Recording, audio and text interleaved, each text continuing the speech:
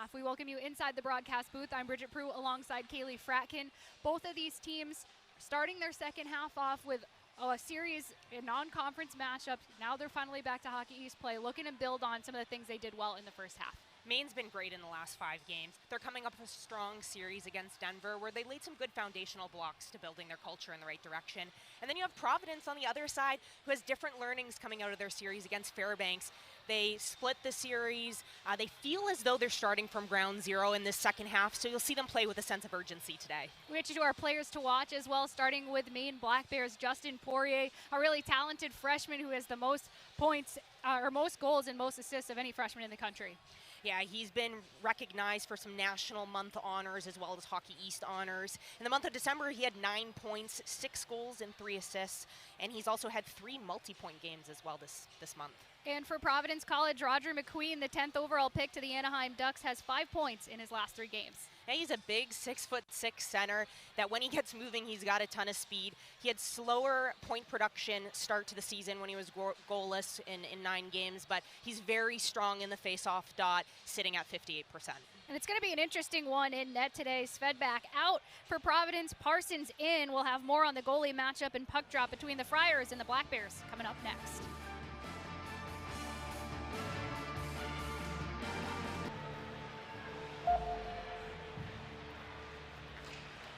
Welcome back to Schneider Arena. Moments away from puck drop between the Maine Black Bears and the PC Friars. It's time to take a look at our goalie comparison, brought to you by Agnelli Law Offices, attorneys who once protected the nets but who now protect your workers' compensation rights. We'll start out with Albin Boya for Maine, 8-5-2 record on the season in 15 games played, a .245 goals against average, a .905 save percentage. He had some high expectations coming into this season, but it's been a bit of an up and down year for him. He had a great series against Denver last week, so he's feeling a little bit more confident, his head coach Ben Barr told us before the game. And for the Friars, the freshman Jack Parsons. Nate Lehman told us Jack's our guy this weekend with Svedback injuring his left leg last game in the second period against Alaska Fairbanks. He hadn't played since November 1st against UMass Lowell, over 2 months without action. And that was the only start of the season before today. It was a 5-1 loss. He has a 1 win and 1 loss record, .344 goals against average, and an .857 save percentage. And in that last game where he had to come in for the injured Svedback, he gave up 3 goals in those 30 minutes that he played. Well, what an opportunity for him. You know, you couldn't have asked for a better in a position like him. I mean, despite, having your goaltender partner be injured, you definitely don't want that. But getting the opportunity, getting the nod, getting the call, being able to kind of instill that confidence and get ready for what they're about to face this weekend. And we'll have more on that injury to Svedback coming up in just a little bit when we introduce our ringside reporter, Nick Coit. We take a look at Ben Barr, who used to be on this PC staff when Nate Lehman started out here, 5th season at Maine, as we get ready for a puck drop here between 2 teams that haven't seen each other yet this season. This is the first of 3 matchups, all coming in January. They'll play tomorrow at 6 p.m. and then again at the end of January on January 31st up in Orono. The puck is down and we are underway here at Schneider Arena. The crowd's starting to fill out. Students coming back to campus this week, and it's about time for them to start their classes for the second semester as we get the whistle for the offside. Well, you talked a little bit about the matchup there, Bridget, and it's so interesting because both of these teams do have youthful groups. There's not many upperclassmen on both sides, so you're seeing a little bit of inconsistencies when you are looking at their records, and a lot of similarities. But tonight is going to be a very similar matchup in terms of how hard and simple they're going to want to play. Yeah, young teams, as is the case with pretty much everyone in college hockey, dealing with some youth. Lipinski has it. He's got Poirier in the middle. Lipinski takes the shot, and Parsons faces one early. He's able to hold it in the glove. We'll toss it down to Nick Coit, who has more on Philip Svedback. Thank you, Bridget. Kaylee, great to be with you tonight. And ironically, there you go. Jack Parsons making a save and getting into the game tonight because he's getting the start here with Philip Svedback out 4 to 6 weeks. We found that news out from ringside reporter Mark Diver of the New England Hockey Journal, said it's a sprained MCL. And so these Friars will have to do without their senior goaltender, who is 4th in the league in goals against average, playing some of the best hockey of his career. But Bridget, Kaylee, an opportunity here for Jack Parsons, and Nate Lehman saying this week, this is why you play. You get the opportunity, and Parsons getting that tonight. Back up to you. Thank you, Nick. And he does have a good pedigree coming in playing for his national team. He's a pretty big goaltender, 6'3". He's very fast on his skates. So we'll see how he handles coming in with the start. Obviously, it's hard to come in halfway through a game and try to pick up there being cold, but now he's got a fresh game out in front of him. He's already faced 2 shots. The Friars have no shots on goal yet in the game. Peterson up at the blue line, moves it down the right wall, takes the shot. It hits Parsons in the pads and stays out. It goes out the other side. That was a good little look by Peterson. He gets the puck at the point. Just that shifty little play really stalls the forward that's coming out for you and then throws the puck on net. It was a good play in his first shift. Boya has to set it aside. And Maine finishing out a change. Both of these teams had really different weekends last weekend in their non-conference matchups because Maine went out to Denver to play a really difficult team, a team that's historically been tough to play against, especially for Hockey East opponents. As that one goes on net and Parsons has to make the stop. Keeps it out, and the Friars try to transition the other way. The try by Charlie Russell came in quick. But Maine did a good job against Denver, taking regulation win and a shootout win there on the road. And then the Friars played here at home against Alaska Fairbanks. They won the Friday game, but Nate Lehman said he didn't think they played all that well. And then they lost the Saturday game 5-1, a game that he thought they played a little bit better. But still, called it square one in terms of starting back out in the second half. It's Gregoire with the puck, spinning back towards the point, slides it across. Shot by Langlois, goes into the corner.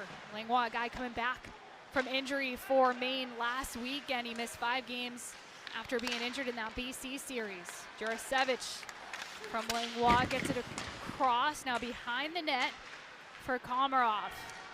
And it was that 4th line that's out there right now for Maine in that Denver series that gave them the ability to roll all 4 lines. Right now, Levins in the 4th line for the Friars trying to get things going offensively. Now the top line starting to change on McQueen on the forecheck.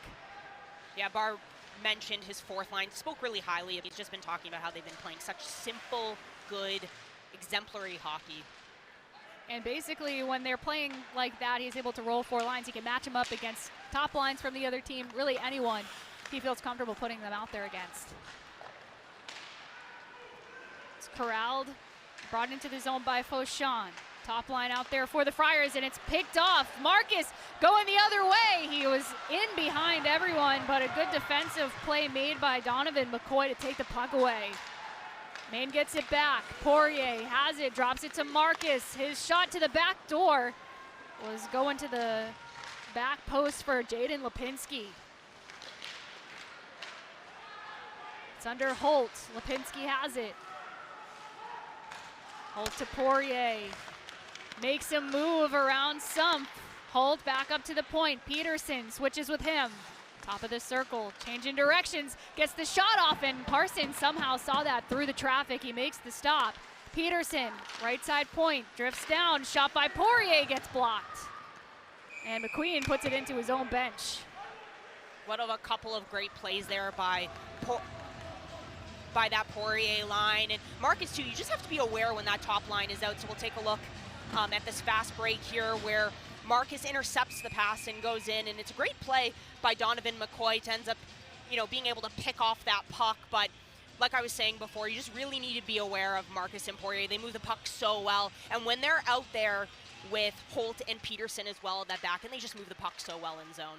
Yeah, that's a really good offensive defensive pair for Maine as well. Peterson, a young player, a freshman, but a lot of creativity for him. And Ben Barr told us he took a step offensively before break, so expect him in the second half to feel that confidence from the blue line. We saw a little bit of it already in today's game. Offensive zone face-off for the Black Bears. Scott digging at the puck against Gamache. And 3 times in a row, the Friars put it into their bench, attempting to clear the puck. We'll take a look at the series history between these 2 teams. Black Bears earned a 1-0-1 record in last season's series against Providence. Friars are 5-2-1 at Schneider Arena in their last 8 games, so having some success here at home. Scott will take the draw this time against Malinowski. Nate Lehman switched out his line at the last whistle. And this time the Friars win the faceoff and get it out. Elger has it tapped away from him.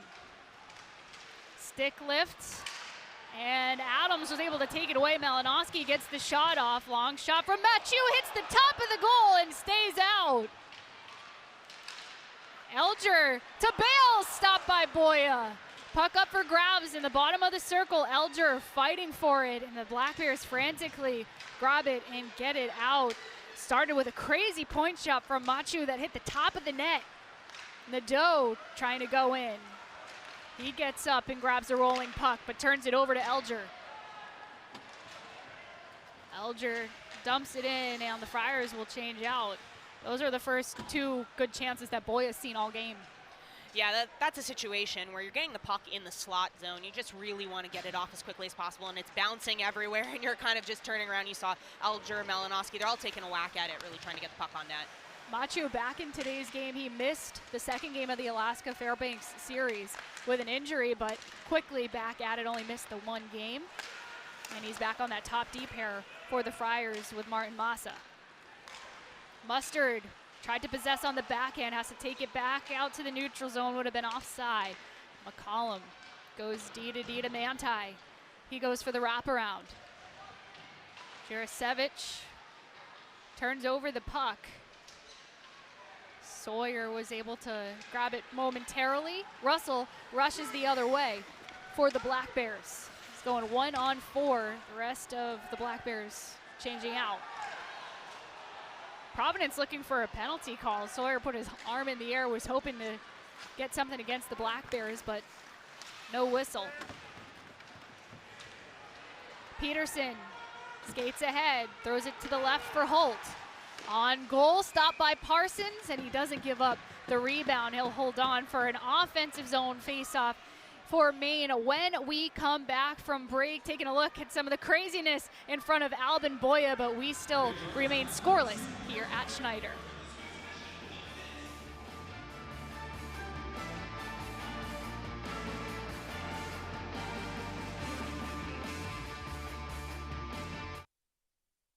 And Providence College, time to remind you that the 2026 Hockey East Men's Championship returns to TD Garden on Friday, March 20th and Saturday, March 21st. Don't miss out on the most competitive conference tournament in the country as all 11 teams battle for the Lamarillo Trophy. Tickets on sale now at Ticketmaster.com. Offensive zone faceoff upcoming for the Black Bears. They send out Komarov in that fourth line to take the draw. It is tied up and one back to the point for Peterson. Holt, long shot, and it hit Pichette on its way through, bouncing to the corner. Kivioya moves it along the wall, but not very far. Thomas Pichette battling for the puck. It comes out to Jelsma. And his dump in goes into the corner. Kivioya tries to equalize. Holt, it goes out in front, but a swing and a miss from Bo Jelsma as he went to the bottom of the slot.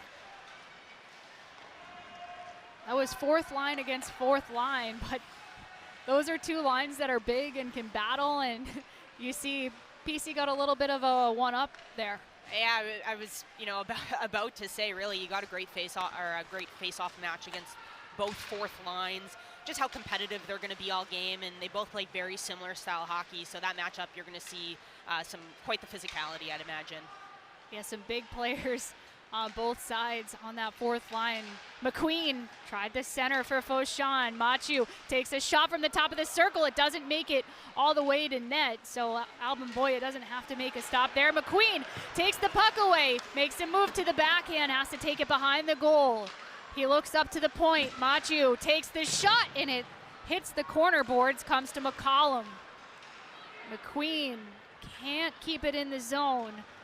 Top line for the Friars, forced a few turnovers and got a few chances. Yeah, I was at the tail end of their shift there. They looked quite tired. McQueen had a couple of good looks, made that nice spinorama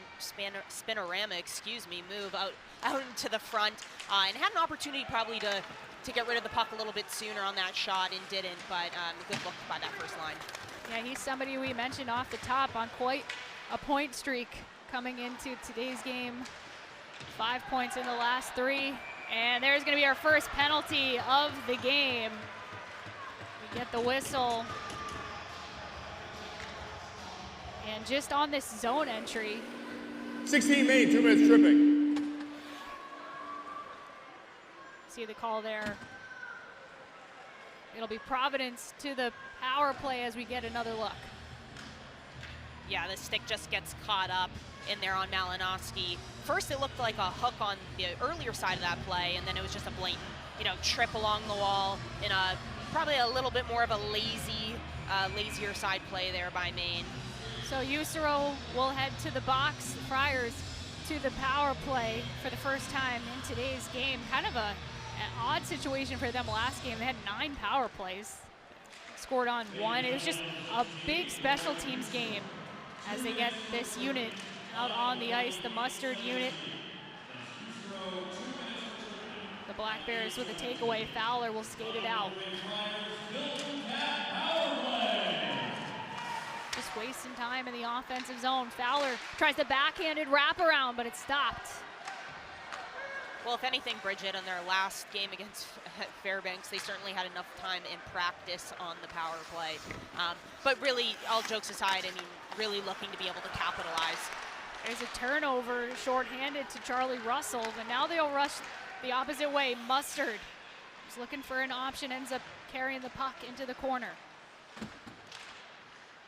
Sawyer, backhand pass, was looking for McQueen. Instead, it gets picked off and cleared by Charlie Russell. One thing Providence just needs to focus on is having a lot more puck support as they enter into the zone. That's one thing where you're getting some good clean breakouts, but having that support, because Maine is just so good on the PK, just being able to corral that puck and just send it down the ice. They've been doing a good job not allowing PC to set up, especially after that original 30 seconds or so on the power play. It's been hard for PC to get into the zone. Another miscue on the entry. Elger gets it at the blue line and whips it behind the net. Boya stops it, tries to play it up the boards. Another clear made by the Black Bears, and this will wind this down to 15 seconds left of power play time for the Friars.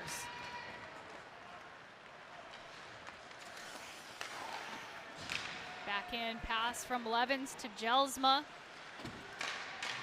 As it looks like Nate Lehman just going back to the 4th line as this power play expired. Back to 5-on-5 hockey.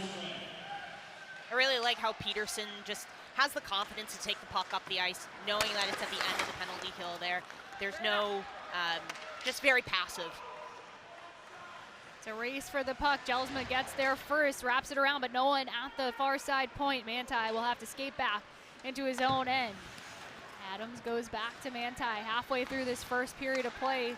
Shots here read as tied at 4 apiece. Boya has to chop that out of the air. Gamache going to work, wins the puck battle in the corner. It's turned over to Lipinski. Up ahead to Poirier for Marcus. Lobs it into the corner. Machu first to the puck. Lipinski up the boards to Jurasevich. Shot from the point by Langlois. Got directed by Parsons into the end wall.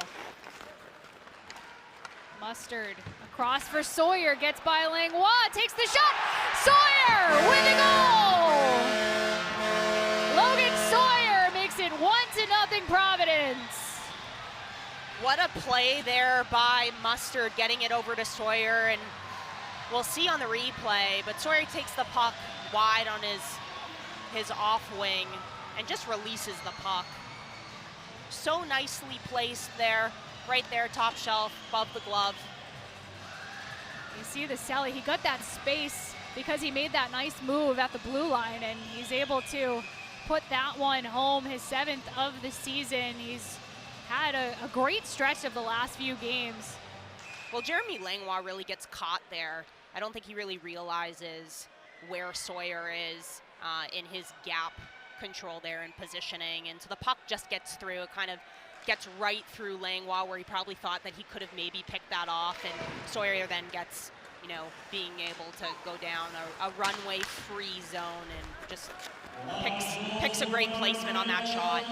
I'll say Logan Sawyer, if you really look at the spread of his point production this season, he's been pretty consistent throughout the year. He's got 7 points in his last 8 games, but that's kind of just been the story for him. He scored at least a point in most games this season. He gets on the board first for the Friars here in this one against the Black Bears. It is time for another media timeout. 8:09 left to play in the first period. It's 1-0 PC over Maine.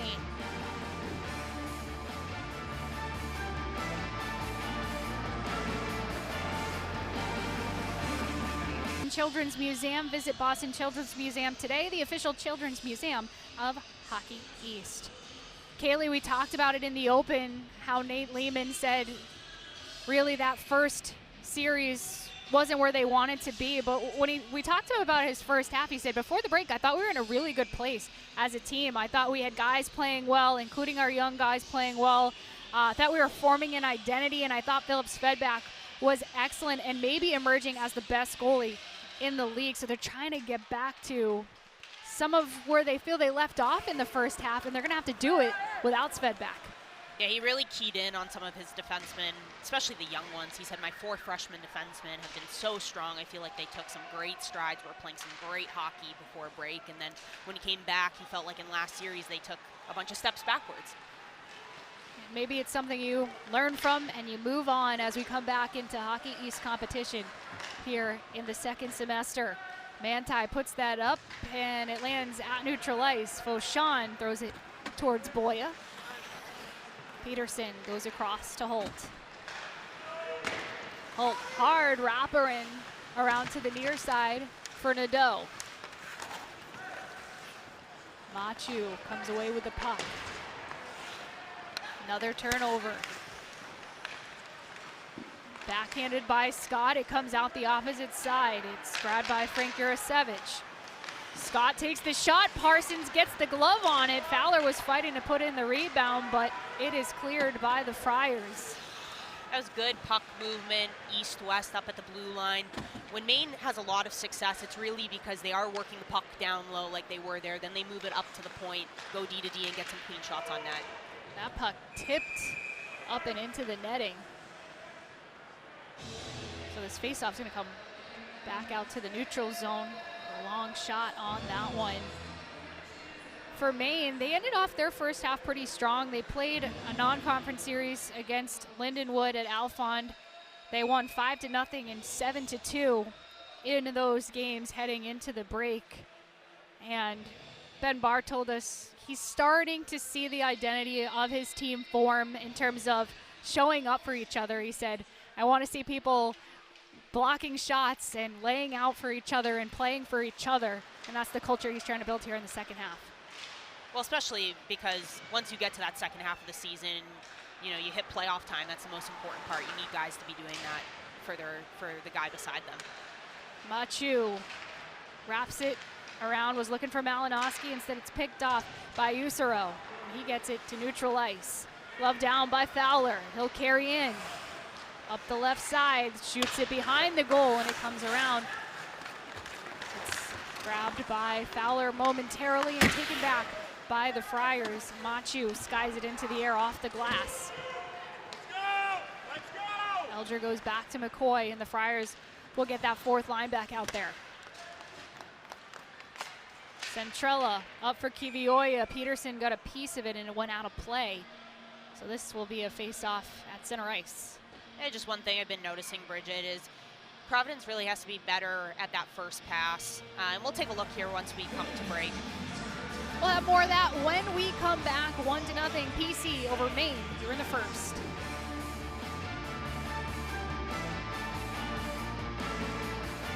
Build a stronger financial future with Service Credit Union. From free checking to high rate savings, learn more at servicecu.org. Here in the first period, 5:56 left to play. The Friars with a 1 goal by Logan Sawyer, assisted by Graham Gamache and John Mustard. That's a difference in today's game so far. Lipinski wins back the draw to Peterson. This Holt-Peterson pair for Maine already has seen a lot of ice time. McCoy, backhand pass, gets it to Gamache. Lipinski pressuring him, or sorry, Marcus pressuring him. Get the whistle. This draw will come back out to center ice. One thing to note too about Providence and some of their line, especially the combinations of the forward centers, have remained the same from last game, but there has been a couple of shifts, probably back to what it looked like in November when they had some of their line combinations. Yeah, it really seems like they've kept the trios similar, but some of the guys have switched wings and gone from the left side to the right side, but there's been a bit of chemistry forming with these lines and these trios for a while. It's funny, when we talked to Nate Lehman, he said he originally thought to start the season with John Mustard and Roger McQueen, two of his best offensive players, together, but they've been playing separately most of the season. Levens goes ahead, and that's going to be a penalty on Jeremy Langlois.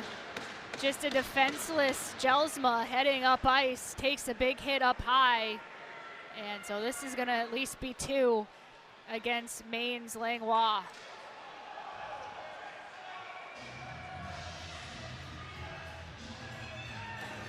Maine number 7, 2 minutes interference. Langlois gets hit with the interference call. This will give the Friars a power play. He seems like he's unaware of what happened there, but we'll take a look. As the puck comes up ice, he just really interferes. I mean, for your hands to go up in the air and be unaware. I've taken a lot of penalties in my time, in my career, and I will say I probably threw my hands up like that a couple of times. But no, I mean, when you're interfering like that, the puck's blatantly coming up ice. I mean, that's going to be a blatant call.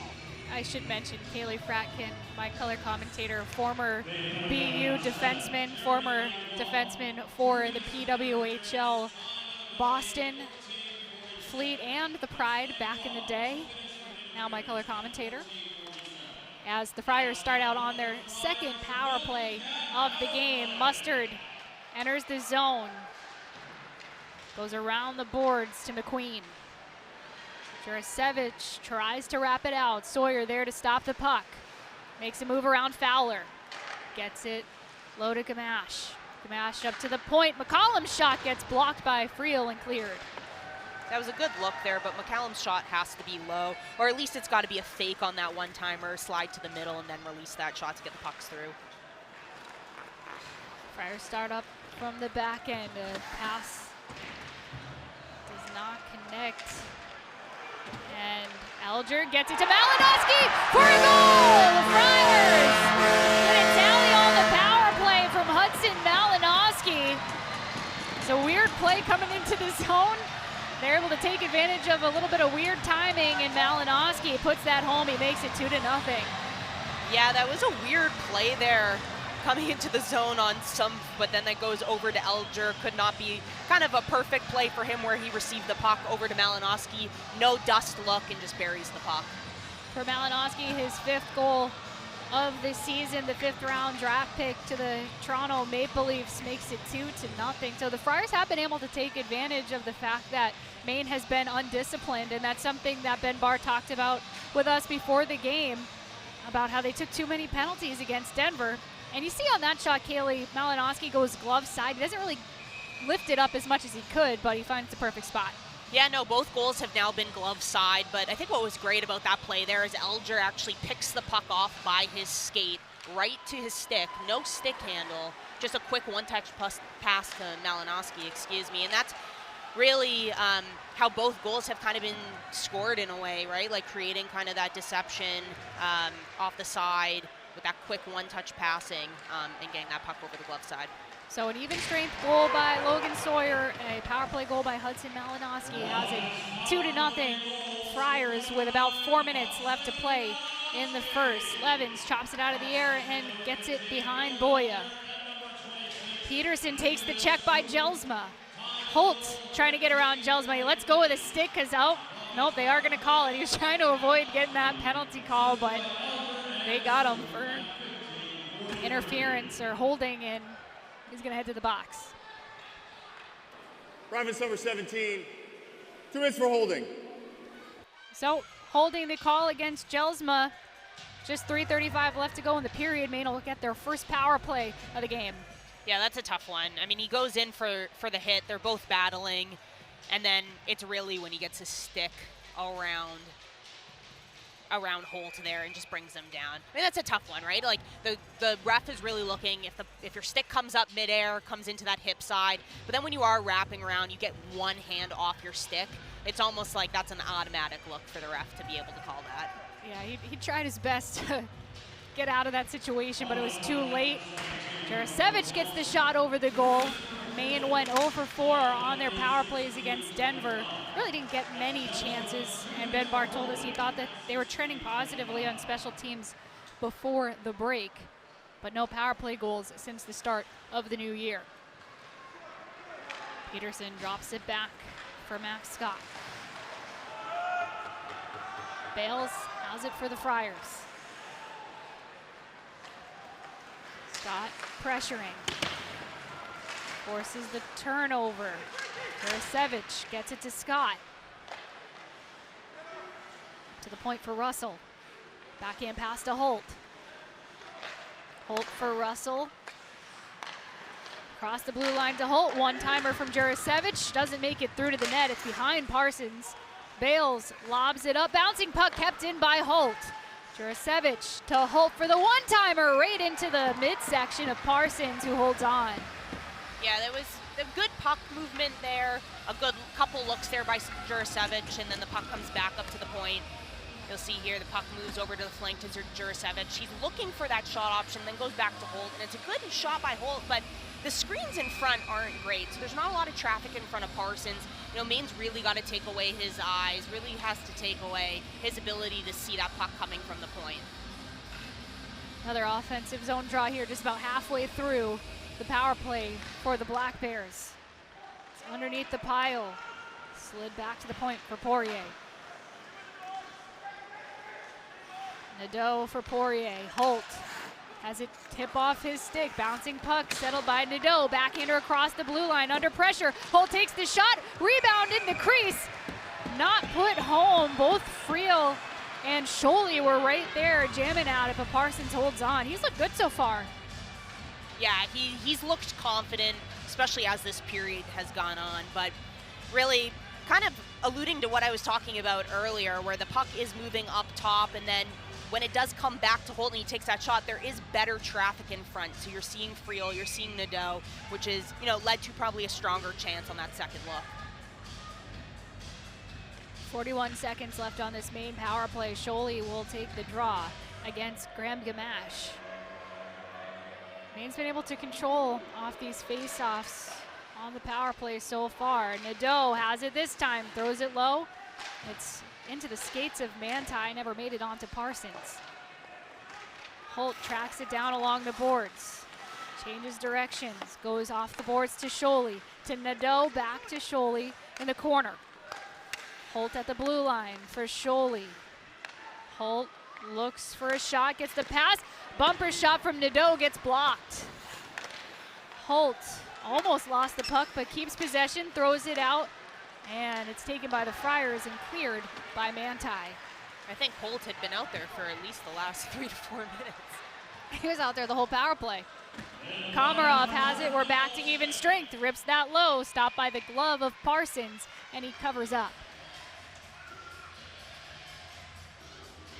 They say here in the rink that shots are 8-7 in favor of Maine. So they've started to take the lead there just after this most recent power play. And that's in shots on goal. They're favored, though the Friars are up by 2. Well, it was a good penalty kill by Providence. Really a good way to kind of build on that PK going into now even strength here for the last minute of the first period. Malinowski enters the zone, takes it to the backhand. Puts it up to Fauchon, McCollum. To Centrella, throws that through the slot. And Malinowski got knocked down as he was in front of the net. Fauchon has the puck. About a minute left to play in the first.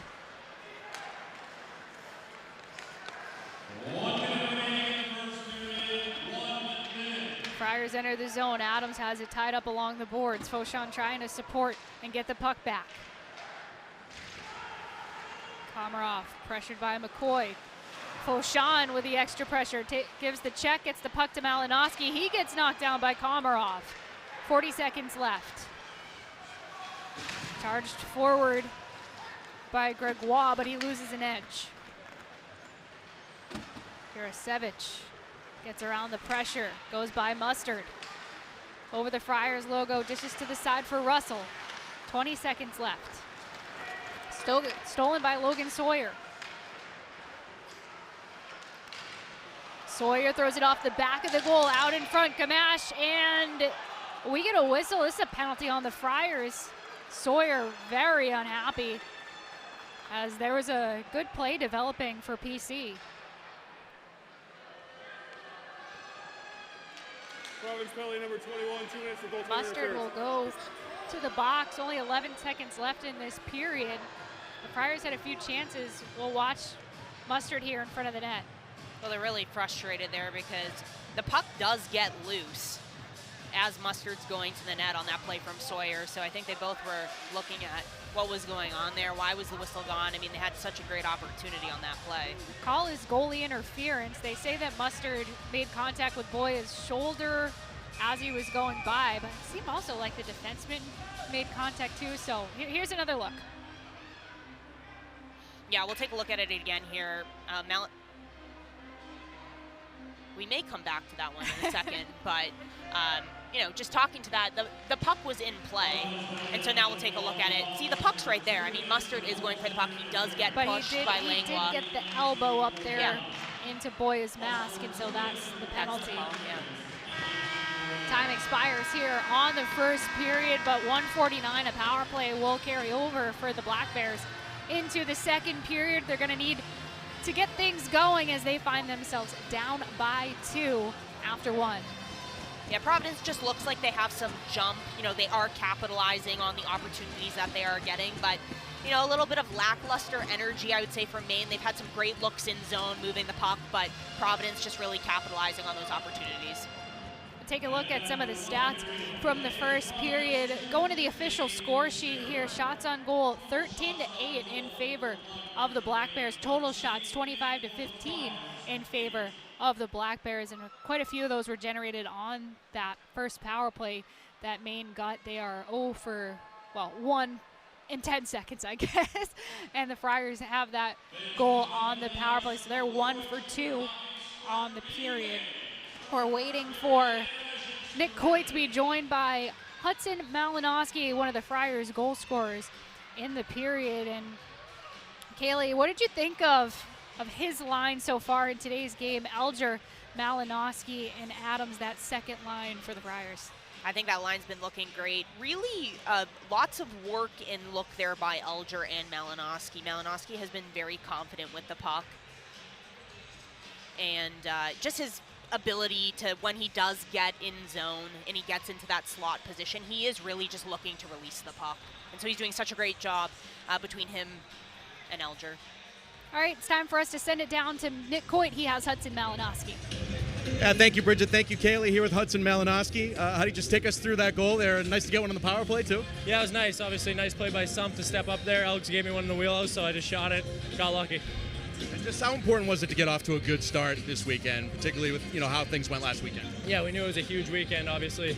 Tough one to drop against Alaska last weekend, but we knew we had to come out hot here to start, and we did that, so we got to keep it going. When you're in Hockey East play and you have these weekends with these teams that you know very well, how much do you expect the uptick in physicality here as the game goes on? Yeah, I think a lot of the veteran guys know Maine's a great team, but we're just trying to get that point across to all the new guys, and I think they've responded well, so we've been doing good. Hudson, congratulations. Appreciate it, and we'll see you here on the second period. Yeah, thank you.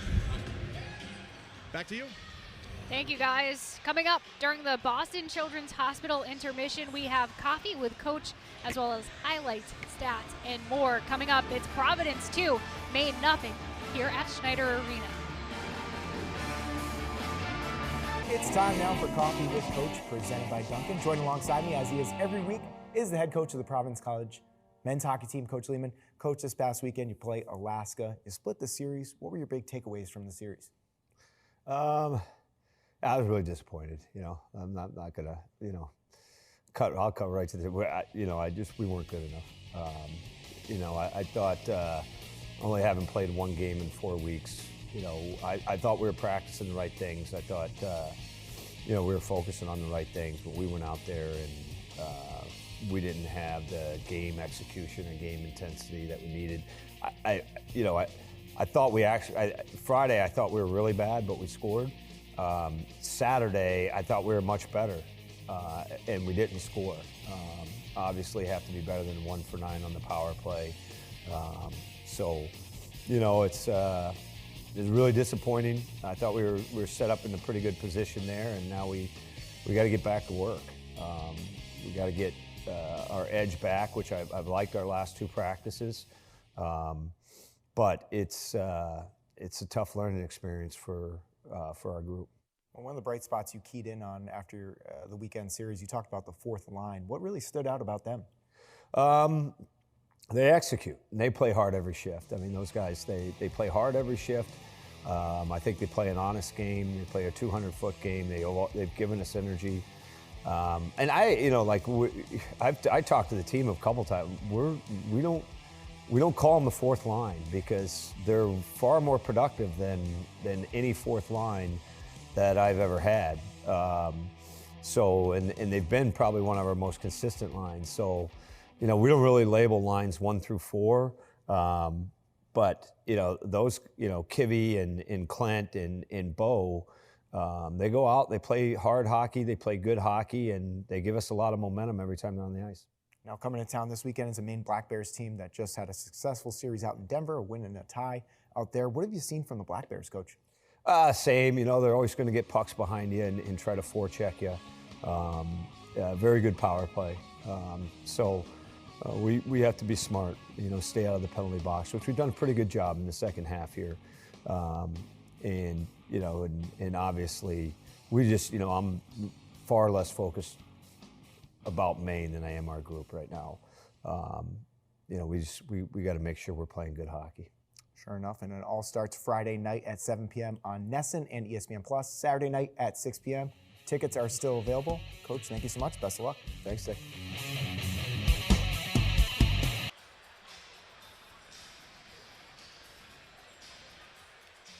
Welcome back to the Boston Children's Hospital Intermission Report. Time to take a look at the NPI because we wanted to talk about where some of these Hockey East teams stand in the NPI, which will determine the rankings and who makes it into the postseason, into the NCAA tournament. Kaylee, this is the first page of the first 10 teams. What do you notice here?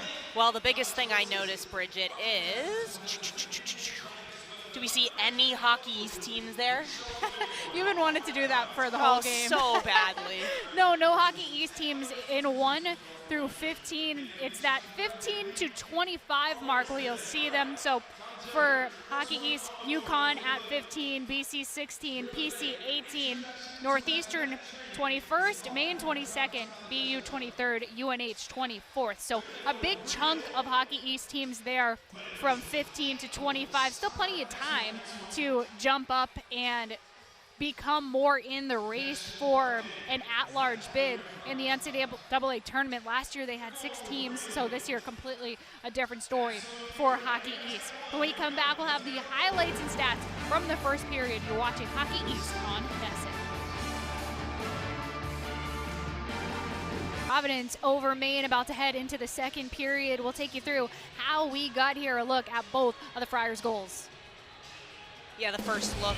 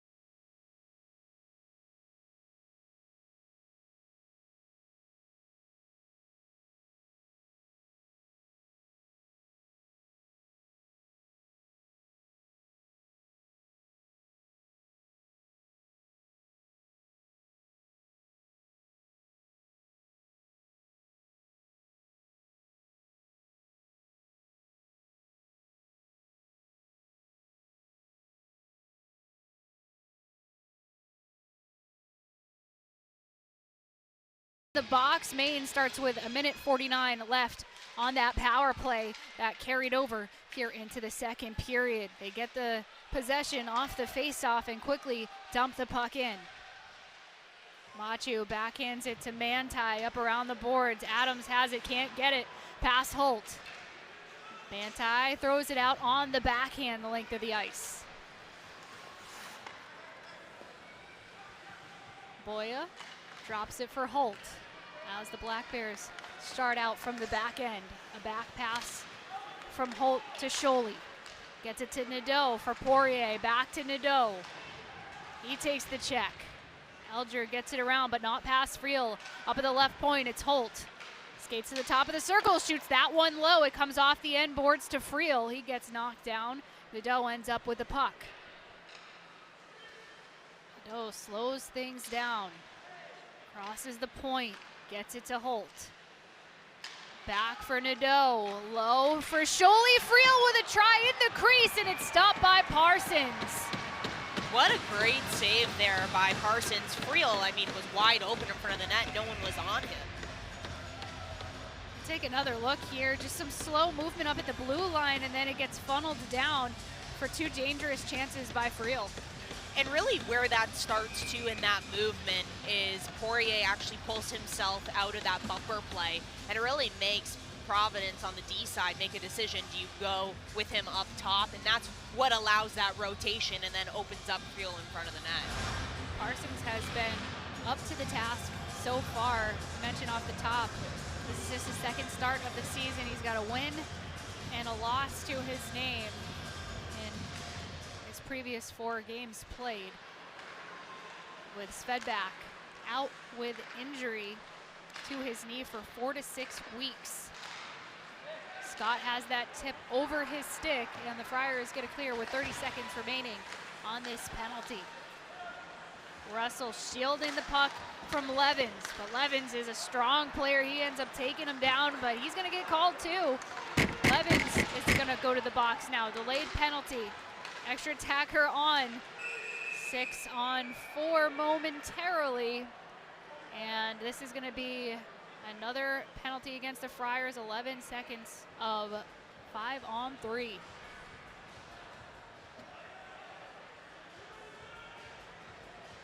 Levin's really such a strong player. He's a good penalty killer. You see all 3 of PC's fourth liners get time on the penalty kill, and he was just trying to slow down but not Providence number impede 22. too much. 2 minutes for holding. And Levens will go for the hold. Well, Levens was doing really a great job on that forecheck. And it's because his stick's up in the air and his hand really gets in there on Russell's hip. And if his stick was down, kind of leading his a forecheck play, that may have looked differently. But really the intent and idea that was there, he was really tight on him on the forecheck, and he was great up one. Definitely seemed to cross the line there at the end, so he'll sit for 2. Mustard about ready to get out of the box as he took that late penalty in the first period. Scott in to take the face off against Gamache.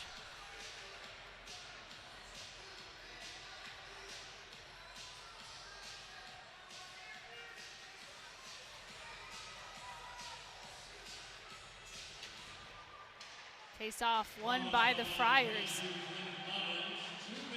Manti tried to hold it up against the boards. Instead, it comes to Jurasevich. Russell shot from the side, and it bounces behind Parsons, who catches it with the glove behind his back. Yeah, that ended up turning out to be a great save there by Parsons. You know, he definitely lost a little bit of tracking on that puck. Went down pretty early, as you see, but definitely recovered well and was able to get control of that. But you could see he comes out to the top of his crease, goes down because I think he thinks the shot's coming. So he finds himself out of position, but really recovers well. He's super quick. That was a great look.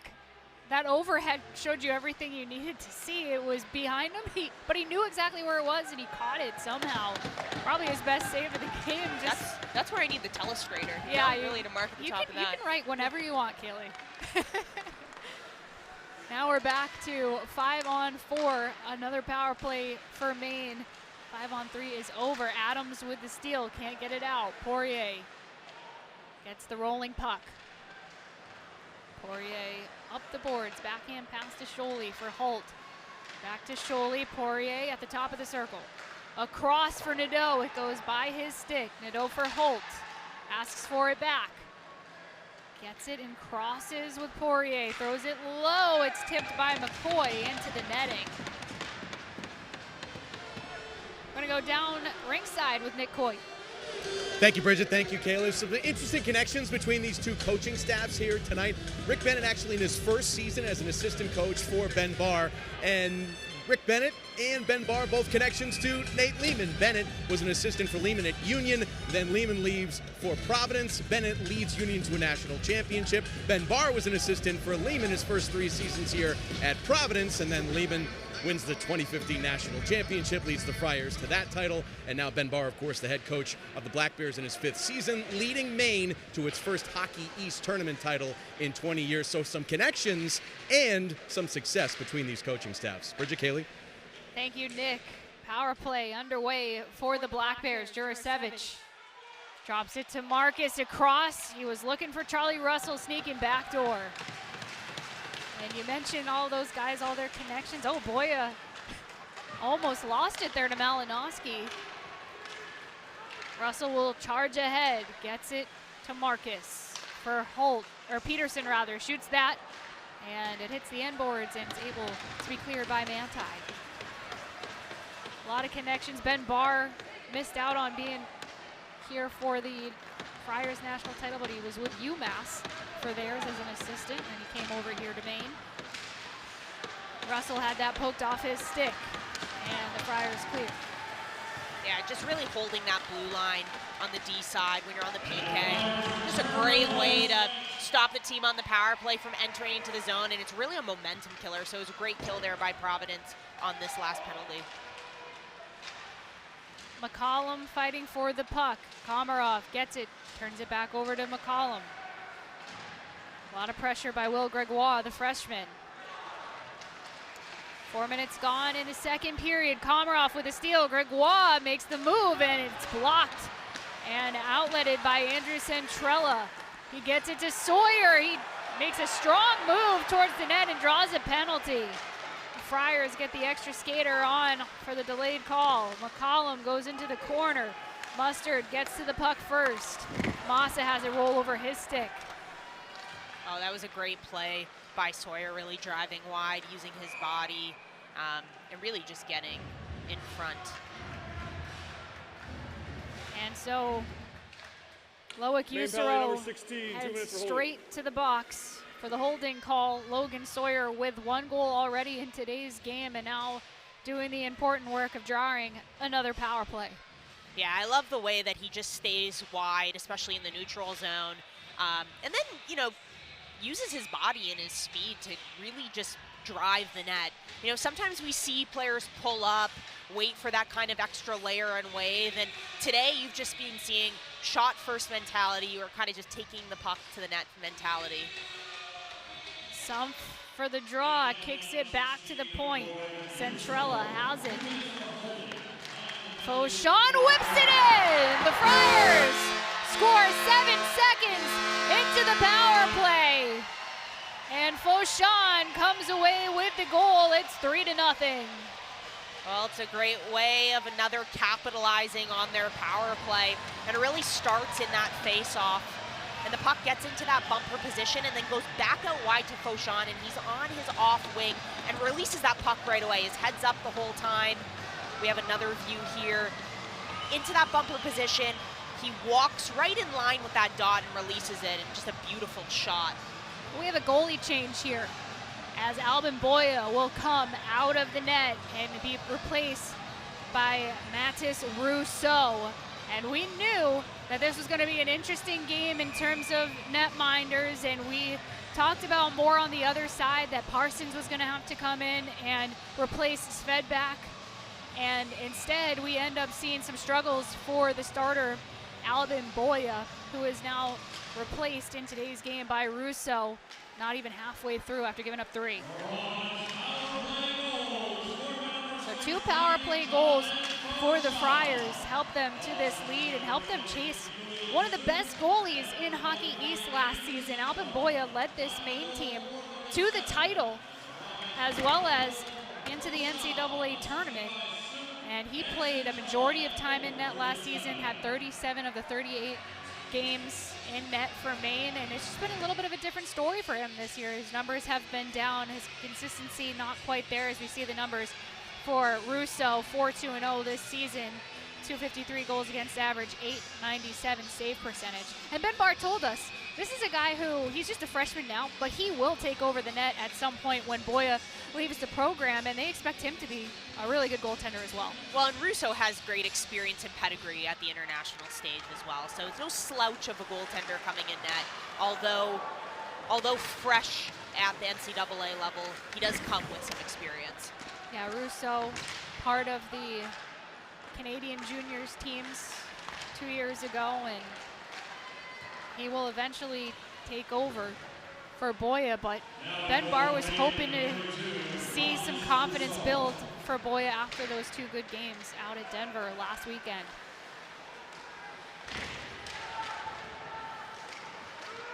O2 takes the check. Friel skating it ahead. Lobs it into the corner. Big bounce over to the other side for Manti. Chipped out on the backhand by Sumpf. Will go for an icing against the Friars. Kaylee, any comments on the way that the Friars have played out in front of Parsons? Because obviously it's a little different when you have a young goalie in net that hasn't had as much experience. Yeah, they've been playing well, very simple defensively.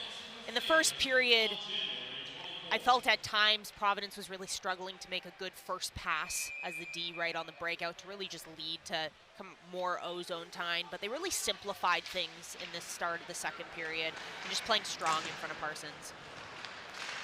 Still plenty of time for the Black Bears to try to dig out of this hole. About 6 minutes into this second period. Poirier drags it in. He's someone who we know can put the puck in the back of the net. McCoy takes the puck off the dasher. Some up off the glass and out into the main end of the ice. Outlet it ahead for Russell. His backhand into space. Lipinski fighting to get to the puck first. Takes the check from McCoy. And that puck gets thrown over the glass. And this will be another media timeout here in the second period. The Friars have extended their lead. It's 3-0 PC over Maine.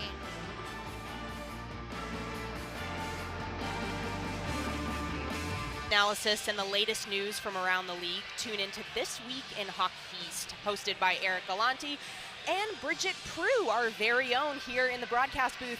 New episodes air each Friday night at 6:30 p.m. on Nessun. Thank you, Kaylee. It's weird when I have to read that myself. So yeah, you didn't want to thank read you it very yourself? much. Thank Yeah, you no very problem. much. Offensive zone draw coming here for the Maine Black Bears. We were talking a little about Poirier before the break and how he could be able to help Maine get back into this one. He's got 17 goals in his 21 games as a freshman.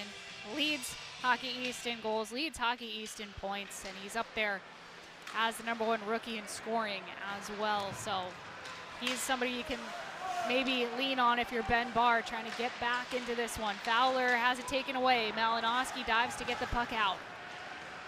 Yeah, and Poirier's been relatively quiet, I would say, tonight, just in terms of, really seeing him make an impact. But when he does have the puck, I mean, he is so slick, so smooth. So, like you said, Bridget, I mean, you put him in a prime scoring chance opportunity. He's a player that would be likely to bury the puck. Not many nights this season has he been held off the board completely as we get a icing call and a face-off coming back in the PCN.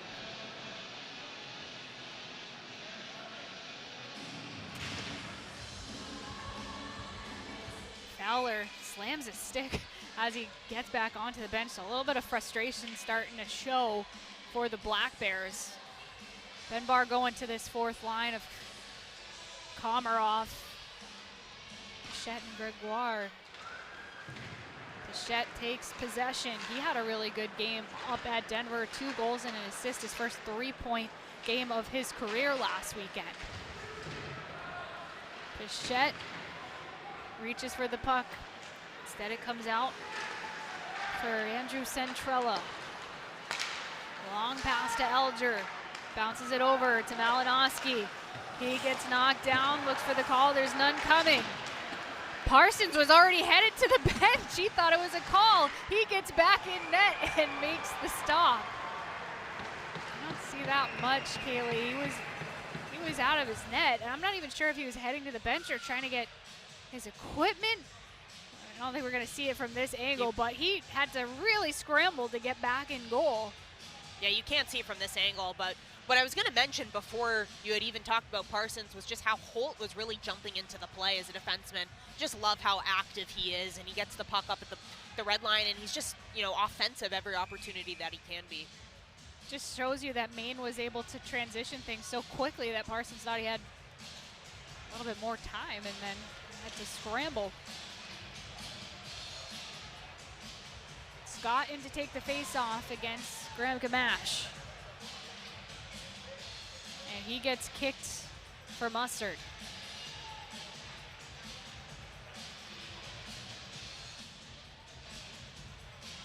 Puck down.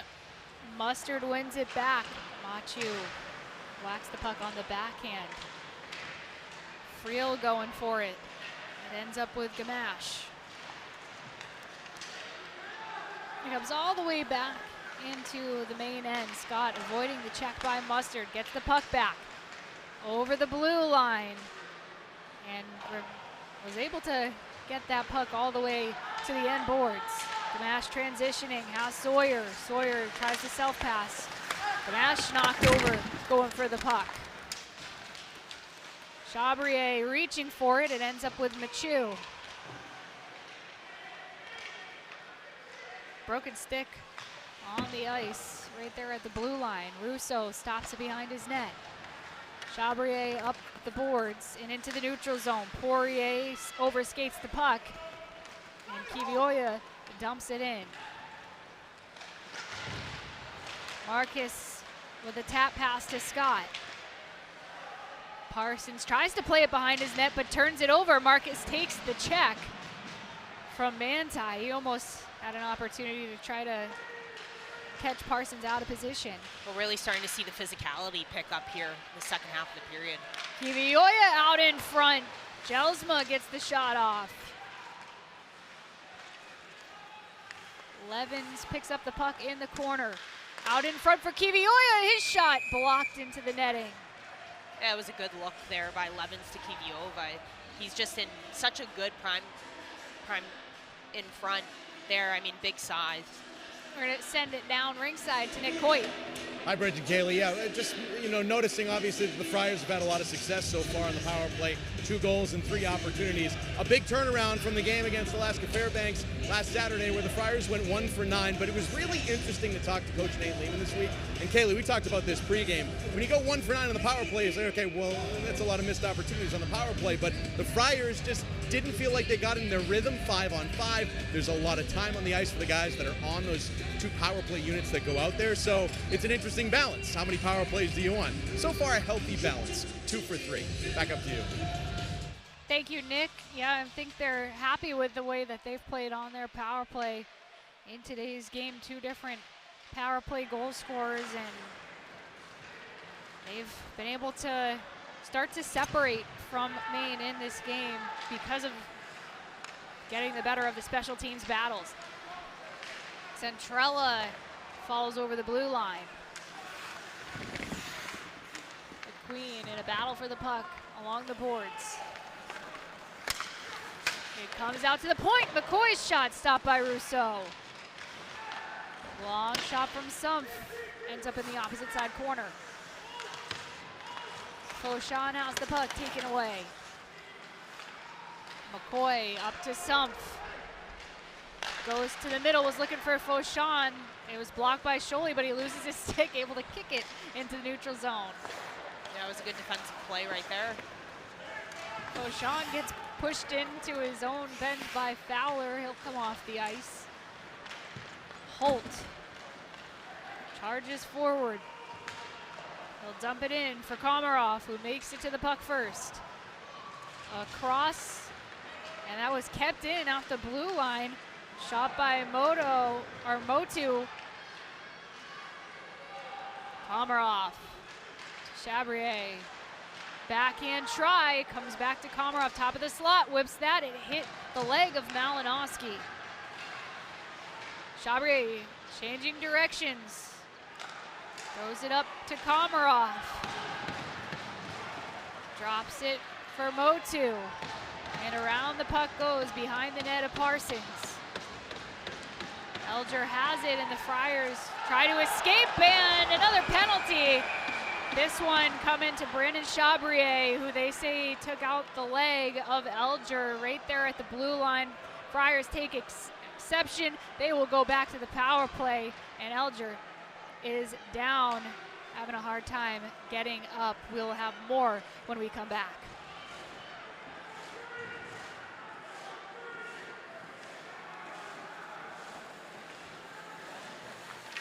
Under review for a major penalty. We'll take a look at what happened right before the break. Elger was able to get off the ice, but it looked like Chabrier got his knee. Yeah, once Elger got the puck, his head was up and he looked to make a shimmy move as he saw Chabrier come down on him. And Maine oh number man, 15 that has looked been so assessed a painful. 5-minute You know, major and when a you game see a misconduct player for kneeing. going wide on you, that leg extension, they do in fact call it a kneeing. But that's really a case of you see Elger going around you, you stick your leg out, as opposed to really just sticking your body in front of it. But sometimes it's a knee-jerk reaction, no pun intended. And so Elger does look like he is staying on the bench, so I think he's going to just try to shake that off. No serious injury on the play, but Chabrier exits the game. A 5-minute major and a game misconduct for him. And so this is going to be a 5-minute power play for the Friars. They've scored 2 power play goals already, so really getting into some trouble here for the Black Bears. Yeah, I mean, also too on the back end, the loss of Chabrier too is definitely a defender that you don't want to lose as well at this point in the game. Logs a lot of minutes. You know, he was considered, you know, had those individual honors of Defender of the Month as well. So that certainly is a loss for Maine. They did dress 7 defensemen in today's game, so they won't be shorthanded really in that category, but they will be shorthanded for 5 minutes here as the Friars get to work on the power play. Sawyer banks it off the boards to Gamache, up to McQueen. Collin back to McQueen, over to Mustard, low for Gamache, it goes off his skate. Sawyer has it in the corner. Switching with Mustard. Sawyer down to Mustard behind the goal line. Sawyer gets it back. Up to McCollum, over to McQueen, and he swings and doesn't get much on that one. Mustard tried to put it through the crease. It's picked off and cleared by Friel. That was an unfortunate look there, McQueen trying to connect on that one-timer, but really good looks and plays, subtle plays there by PC. Moving the puck well, cross ice, getting Maine to start moving on that penalty kill. So once you start to see them moving. That clear went right into the Maine bench, and Boya caught it with a glove, but it was shot out from the D zone, so this faceoff will come back in the Maine D zone. Looks like this Friars power play unit got to include Fauchon and Malinowski, who both scored in today's game. Sumpf will take the faceoff. Elger to the left, so it looks like he's okay. And Centrella as the quarterback on this power play unit.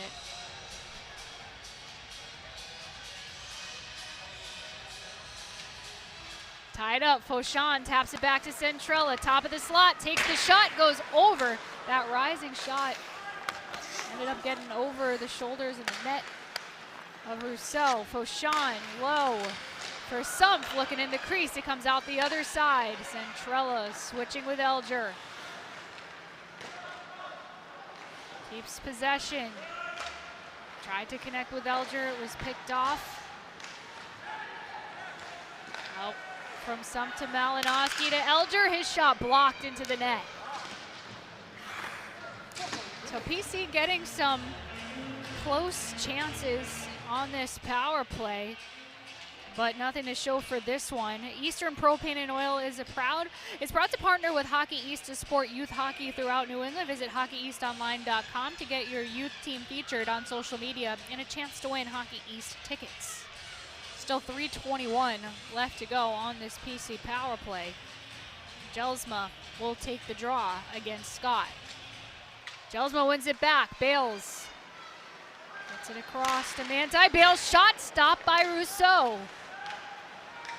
Scott will skate it out with this 5-minute power play. Lehman going to some guys who don't see a lot of power play time. Yeah, you start to use guys up and down your lineup that you normally don't, just to give a few guys a rest, because the 5 minutes really starts to add up. Brought in by Manti. Nadeau makes the steal and puts it off the glass and out. Maine has been doing such a great job on the penalty kill. They're aggressive when they need to be, really supporting and playing tight together. So just getting all over that puck right away and being able to get the puck down as quickly as possible. Just about halfway through the 5-minute major on Chabrier.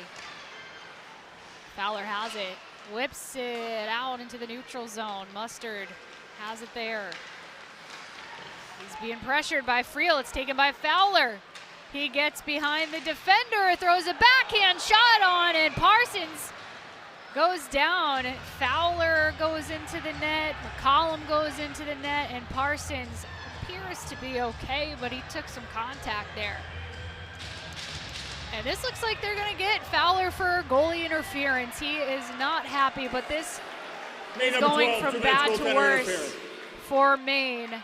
They will be down 5-on-3 for the full 2 minutes unless PC scores. Yeah, Fowler started that play with the right idea of driving the net, but it's the tail end where the puck is nowhere in sight, and you can easily kind of come to a stop in front there and just kind of barrels over Parsons. And, McCallum's there to stop. I think it's a great testament to PC just kind of getting in there and defending Parsons as well. And that's probably the distinction, right, Kaylee? If you can avoid the contact, you have to avoid the contact with the goalie. So Fowler ends up in the box. Ben Barr not happy with the call on the bench as we take another look at the goalie interference call. Yeah, so he's working hard to defend off McCallum, and then it's that second kind of push and effort there where he goes in. I guess his argument might be that he couldn't avoid contact because McCollum was kind of not allowing him to move to the side, but there was very obvious contact with Parsons, and so it is 5-on-3 PC with a 2-man advantage. They send McQueen out there to take the face-off against Scott. Scott's been out there for a lot of draws, a lot of important ones, because he's got great numbers on this season. He has the most face-off wins in Hockey East coming into today's game. McQueen gets tossed from the draw. It's Gamache working against Scott. And Mustard comes out with it, but he throws it all the way out and into the other end of the ice. Yeah, Sawyer wasn't ready for that, but that was a great look by Mustard just right away. If he's in a shooting position, that's a great opportunity. McCollum has it, drives it deep, gets it across to McQueen. Mustard at the point. McCollum has it. Plenty of space to work with for the Friars. Sawyer in the circle, takes it back out. Trying to spread out this Maine D as a shot from McQueen hits the side of the net. Puck behind the net up for grabs. McQueen goes to McCollum at the dot. Across. Sawyer shot deflected up and into the glass. McQueen moves the puck a few feet up to Mustard. And Holt able to clear that the length of the ice. Parsons will play it behind his net with a minute left to go of the 2-man advantage. There was a real subtle look by Sawyer when he faked that first opportunity he had to shoot the puck, and boy, that was a great play. He's playing so well. Yeah, he's playing with a lot of confidence. You can just see it in his body language. Fauchon gets it down low to Sumpf.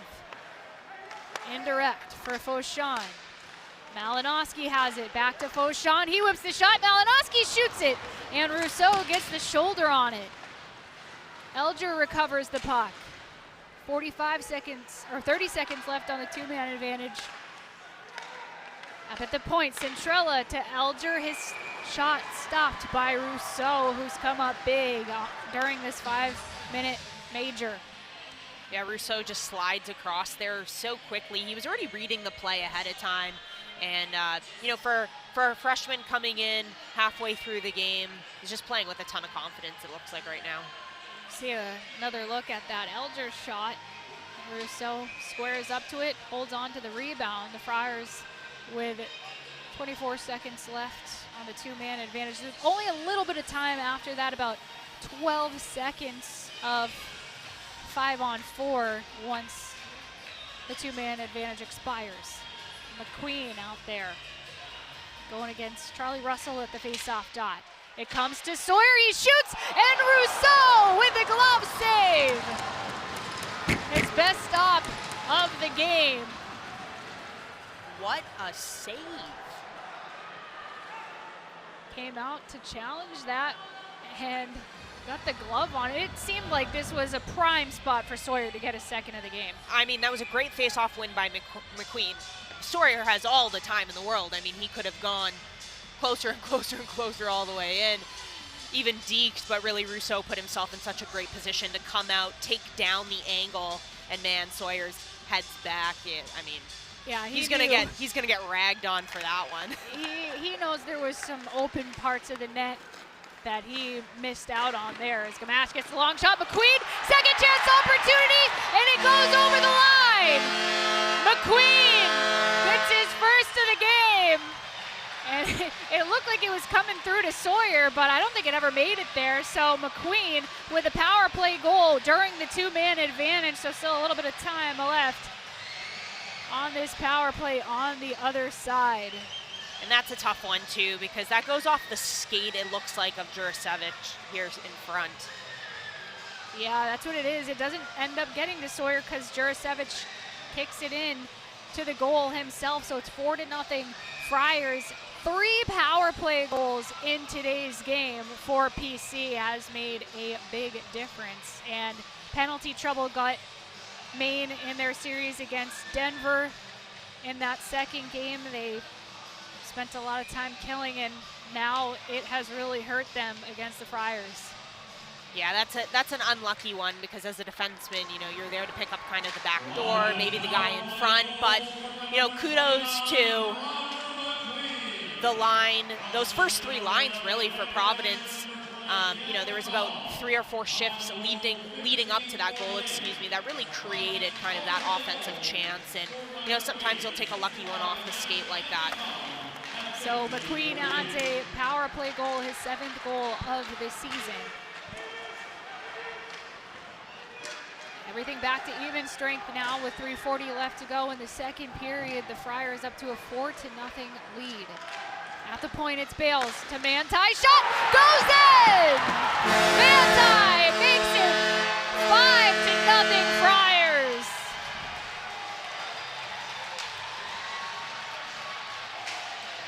What a beautiful shot by Manti there at the point.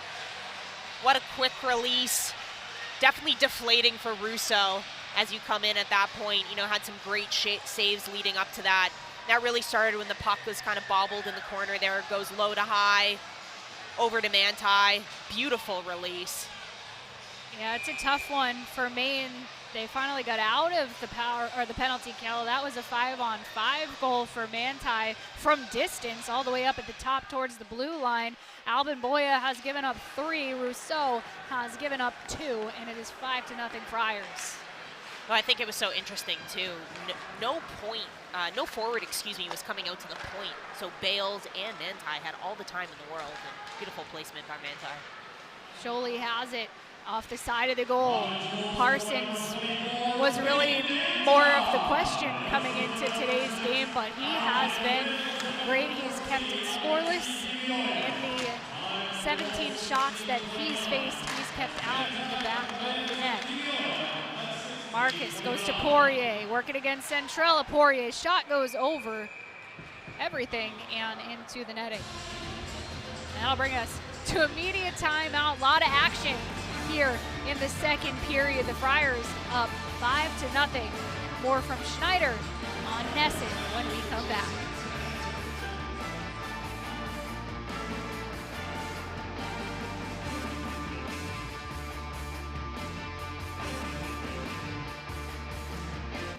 A really fun-looking draft night for Roger McQueen. He gets drafted in California to the Anaheim Ducks, and they immediately flew him off the building into Disneyland, where he got a chance to walk around the park and take a picture with Lightning McQueen, which is one of his nicknames.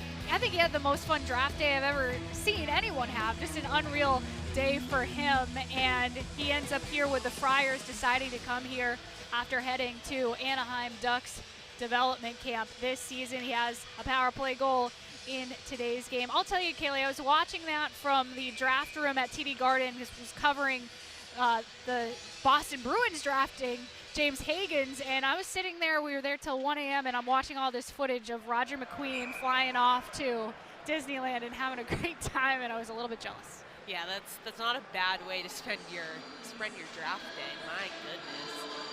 It's going to be one of the best days of your life up to that point anyway. You know, just to hear your name get called, and he goes 10th overall, so that's exciting. One of the top centers taken in the draft, and then he just goes on this wild ride of having fun out in California.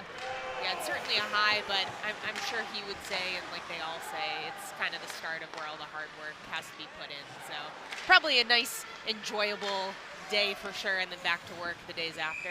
Yep.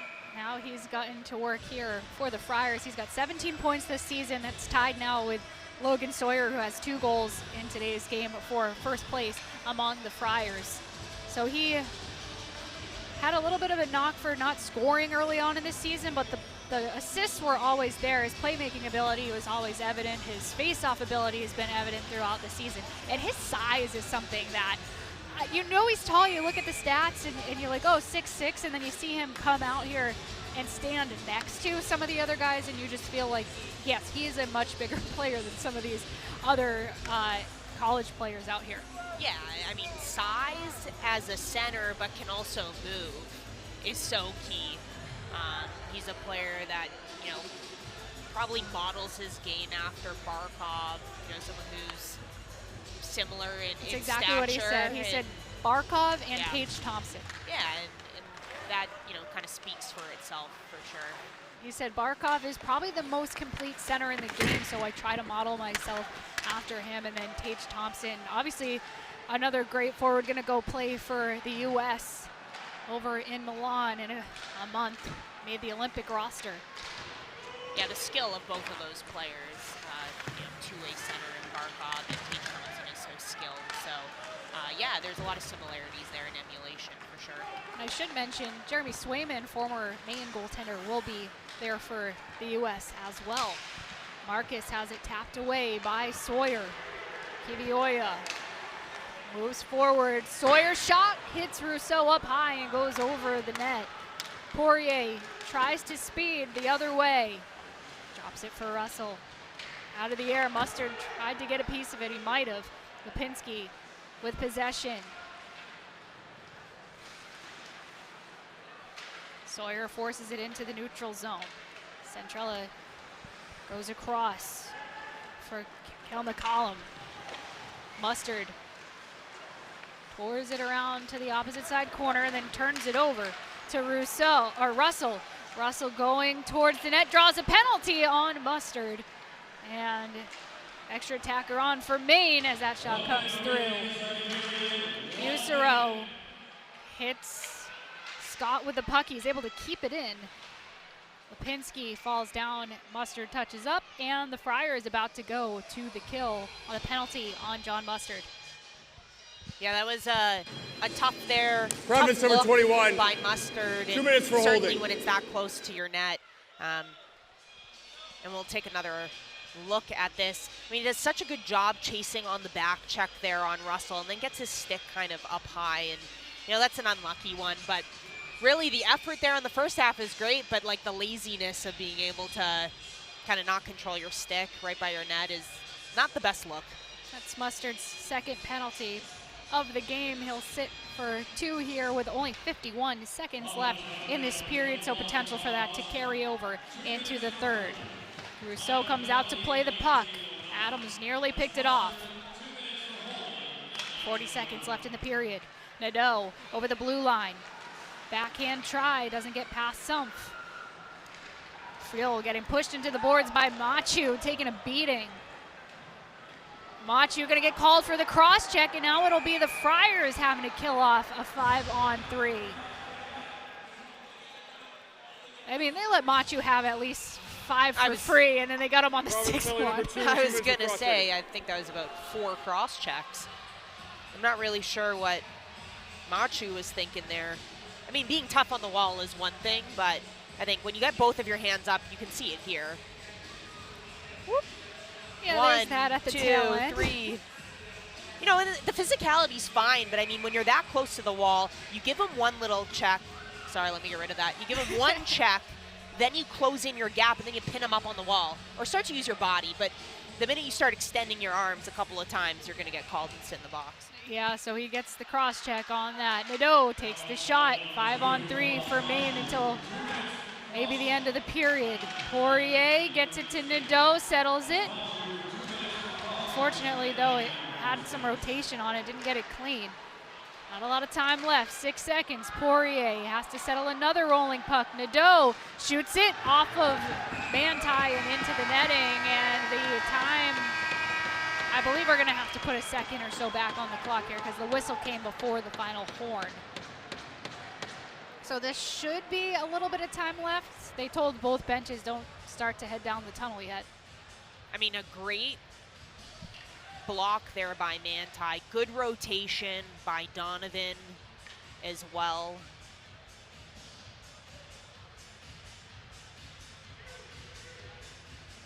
And just being able to get in those lanes and rotate like that so quickly, that was a great defensive play there by Manti, Donovan. And The they clock added has been reset to 0.9 0.9 back seconds. to the clock. So this will be an offensive zone draw for Maine. Not a lot of time left, and it looks like they're going to pull Russo just for literally 0.9 seconds to get 6 guys out there. Not a lot of time for PC to take advantage of that, so smart play by Ben Barr. Just get an extra body in there. You're going to have to really, Kaylee, just shoot it as soon as you touch it, pretty much. Well, definitely. Scholey's on his strong side, too, so he'll throw it right at the net.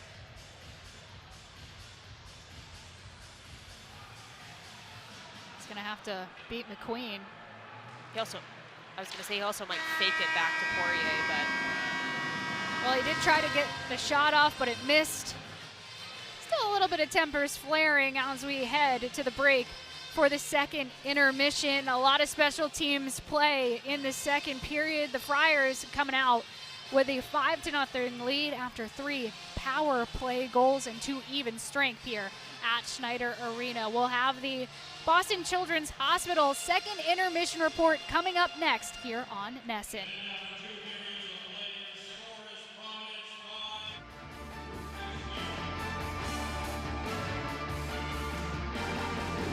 McQueen, Roger, 3 goals in the second period. Obviously, a lot of success in the power play tonight. But with that 5-on-3, how important was it to be patient with your goal? Yeah, I think obviously we're clicking in the right way here. We've come out strong here, and I think when we play the right way, we play really well. So just as a unit, and obviously, yeah, on that 5-on-3, we had a lot of time too. So we had 2 minutes, so it obviously wasn't about rushing the puck and kind of waiting for a play that we knew we could score on, and kind of the play formed and we got it. So. What's been different on special teams tonight? Obviously, you had some struggles at Alaska Fairbanks, but able to put 3 in tonight.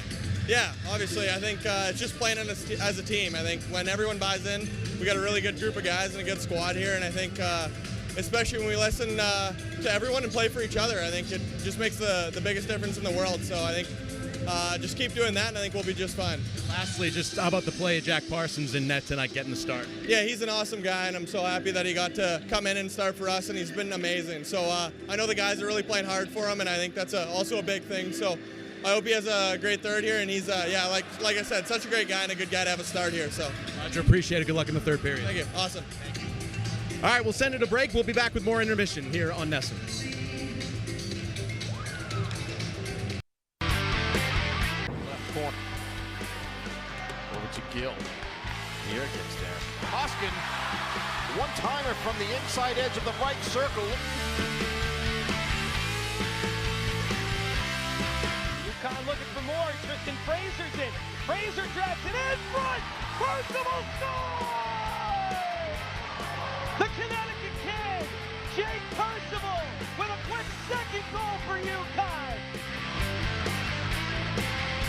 Stolen shot, score! And Northeastern has taken a 3-0 lead early in the second period on a turnover.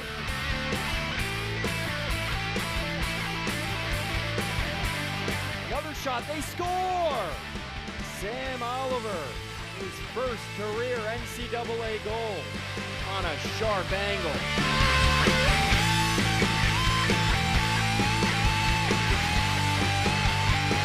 Right circle, one-timer score! Boston College finally breaks through, and guess who?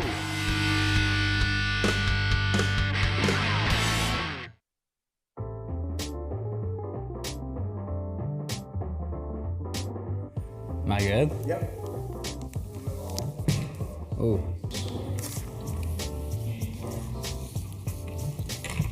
Bobblehead. It's a bobblehead. I don't know what's it called, but is it like that thing with like the head that's like moving? Who is it? Try to feel some ladders. It's gotta be Mach. Coach Lehman.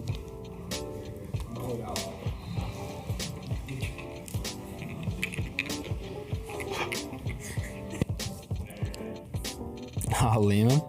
Fair enough. Got the clipboard in hand. Do I have to guess who it is? Is it Nate? Wow. Scary.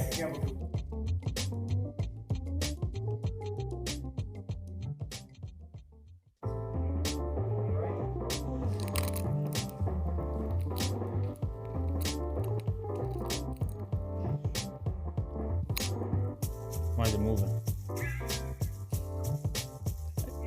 What's up, buddy? Oh, just a little puppy. Hi. Yes, I got a good one finally. Hi. Oh, I'm over here. Hi. Hi. You can't come through there, buddy. Perfect. Okay. Arena 5-0 PC over Maine heading into the final period of play. It's time to take a look at the highlights from the second period. Kaylee, we saw a lot of offense from Providence, but also a few good saves from Parsons. We'll take a look at first. Some great saves by Parsons. This is that first look when it goes low to high. He just comes out, challenges, quick on that rebound. And then this is the crazy one where he goes down early and then turns around behind the back play. Beautiful. And then the Friars drew quite a few penalties. This is a 5-minute major by Chabrier, took out Elger. He is okay, and that resulted in a goal on the power play. Yeah, and this is the goal where it goes into the bumper position and then just goes out to Fauchon, and he's on that off wing, and just a beautiful shot glove side. And then we'll look at the other power play goal as well. This is the one that ends up going off of Jurasevic's stick, and McQueen gets credited for that one. This is the other play where they're in the corner, puck goes over to Bales, and a quick release by Manti on that one-timer. And that's what made it 5-0 Friars. 3 power play goals in today's game. 13 different skaters with a point in this one. The goal scorers, Logan Sawyer, Hudson Malinowski, Jonathan Fauchon, Roger McQueen, and Quinn Manti. And Graham Gamache with 2 assists, Julius Sumpf with 2 assists. Points are all over the score sheet tonight. Yeah, some might say it's point night for the boys. It's point night, and they have more shots on goal now. They passed Maine 20-18 shots on goal in favor of the Friars, and they've taken advantage of their power plays. They are 2 for 4 on the power play, 3 for 6 on the power play, I should say. 10 shots total. Maine is 0 for 5, but they do carry over a minute and 10 of 5-on-3 into the final period. We take a look at the scores from out of town. UMass Lowell up on UConn 4-1. That'll be a Nesson game tomorrow night at 7. UConn at UMass Lowell for that one. BU up on UMass 1-0. BC running away with the game in non-conference matchup against Stonehill and Northeastern, trailing Vermont by 1 in the third period. You see the Saturday games listed there as well. A rematch of this meeting at 6 p.m. here at Schneider, and we take a look at the Hockey East standings. No one running away with it this year. You see UConn up just 1 point on BC. BC playing that non-conference game, so they can't move, but UConn right now losing, so not in a position for them to add any points either. These are the Hockey East NPI rankings we talked a little bit about before. UConn still the highest in that category, but a loss to Lowell would probably drop them down below Providence College and Boston College. Just thinking about the kind of game that PC has had today, you assume they'll move up just a little. Maine is currently below them at 22nd in the NPI. They probably drop down. Yeah, those NPI rankings are so finicky now that you have that in place, but really does allow for parity across the nation in the leagues, and yes, there certainly should be some movement.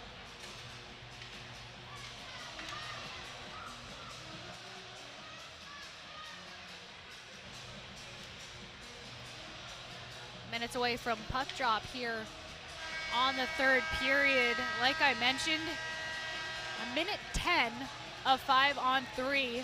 Mustard in the box, Machu in the box. He got that cross-checking call late in the second period, so as you see, lined up there. Scholey out to take the draw with Marcus Poirier, Holt, and Nadeau against the Friars trio of Kiwioya, Manti, and McCoy. McCoy around the wall, Holt picks it off. Nadeau for Poirier, shoots, blocked by Kiwioya right in the foot. He's down. Nadeau goes to Holt, and it's stopped by Parsons. Nadeau at the top of the slot. Poirier gets it back to him. A shot from the point from Nadeau, stopped by Parsons once again. He's faced 20 shots and stopped all of them. Yeah, Kiwioya is really laboring and limping there as he comes off, because he really gets a stinger there in the ankle, but a great play by Parsons, or a great save, excuse me. So we'll see this block at a beautiful angle there. It really does get in that shot lane for Poirier. And then this is the other look where Nadeau moves it over to Holt, and he's just in an off angle and goes back up high. I mean, you're seeing not too much rotation there. I'm just going to reiterate what a beautiful angle that is to see. I wish I could see most of the game in that angle. Thanks guys back there. Yeah, we got the Jumbotron cam. Nadeau for Holt, gets it to Poirier, shot blocked. Nadeau has it, swapping at the point. Goes over to the left side, Poirier to the right for Holt, he scores! He beats Parsons up high and ruins what was a shutout for the freshman with a 5-on-3 power play goal for the captain, Holt, to make it 5-1. I mean, that was a beautiful placement by Holt. Really hard for Parsons really to save that, but you do see good movement. PC coming out there high on the penalty kill, which is taking away a lot of lanes, forcing Maine to make that movement that they make, and Holt's really in a low off angle, and that's really a beautiful shot. That's a really hard save to make. Yeah, he lifted that perfectly. 5th goal of the season for the captain, Brandon Holt. 20 points on the year for him. And Ben Barr telling us he's one of the most underrated players in all of college hockey. And his offensive numbers have been good, and we know how solid of a defender he is as well. So he's able to get Maine on the board for the first time in today's game on the 5-on-3 power play. They're still on the advantage now for about 25 more seconds. Scott goes to the backhand, puts it off the post. Elger takes the puck away. Anti up and out. Will kill off most of the rest of this penalty to Machu.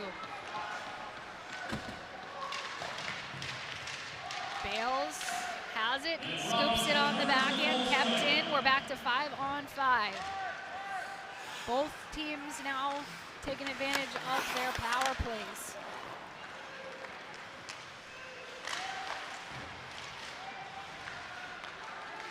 Scott has it, taken away by Sumpf and exited into the neutral zone. Holt cross from O2. He's that extra defenseman who's going to see more time here in the third, with Chabrier having to exit the game after the game misconduct in the second period. Simon O2 being patient. Puts it up the boards. Nobody touched it on the way through, or they do wave off the icing. Romanov in a battle. Gets to Gregoire. Or Gerrois, I should say. Rousseau playing it behind his net. Langlois throws it out in front. Dangerous play. Sawyer slides it across. Doesn't connect cleanly with Mustard. Yeah, that was a high-risk, dangerous play in the D zone, and makes me wonder if he thought maybe Sawyer was his own defenseman. Sawyer was right there, and he's happy to take an extra opportunity because he's already got a goal in today's game, and he's been playing really well here for the Friars. Mustard goes for the hard wrapping. The Friars will change out. Fourth line coming on. Levins knocks it with his skates. That shot put wide by Lipinski. Jelsma loses the puck. Kivioya with possession. Some help from Massa on the backhand. Usero goes across to Peterson. Nadeau has possession, poked by Bales. Being aggressive. Jelsma with the puck, looking forward for Clint Levins, and it's taken away by Poirier. Poirier drags between his own legs, goes to the net, puts it on with the backhand shot, but it's kept out by Parsons. Yeah, Poirier's just got such poise and patience to go through the legs in that position, and really gives himself actually a better angle making that little move. Yeah, that almost was a really pretty goal if he could have gotten the finish on the backhand there. Malinowski to Manti, over to Bales.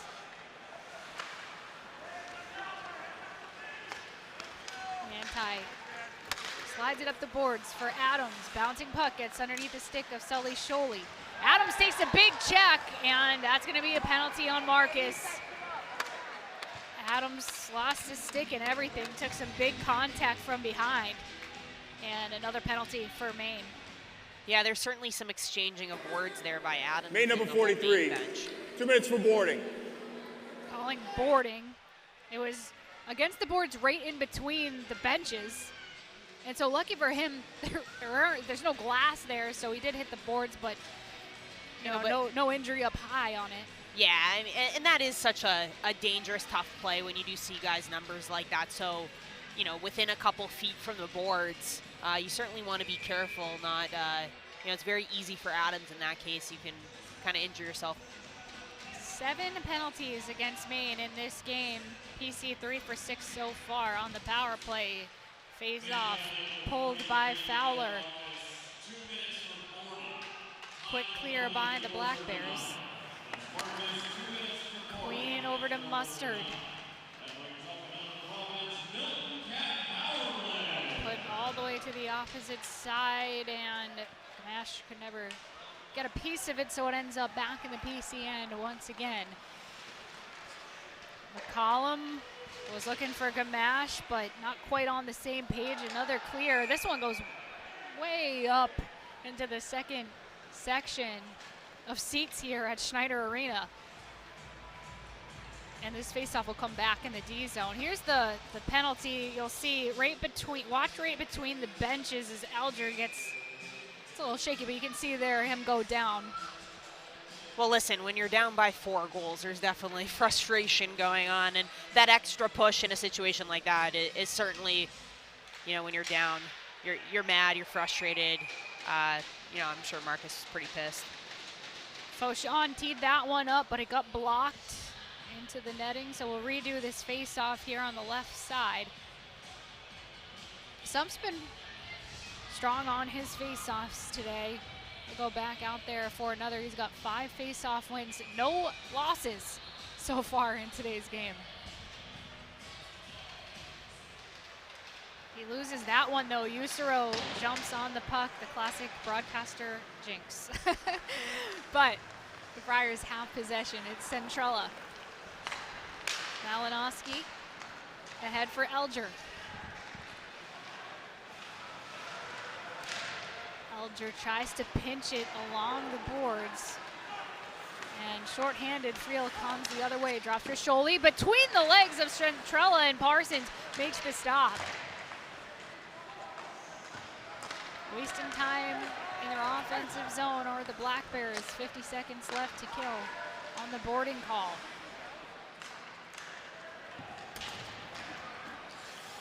Usero doesn't get as much on as he wanted to, and it's kept in. Malinowski has it pushed along the boards. Fowler to the middle of the ice for Scholey, who clears out in front of the penalty boxes. 20 seconds left on the PC power play.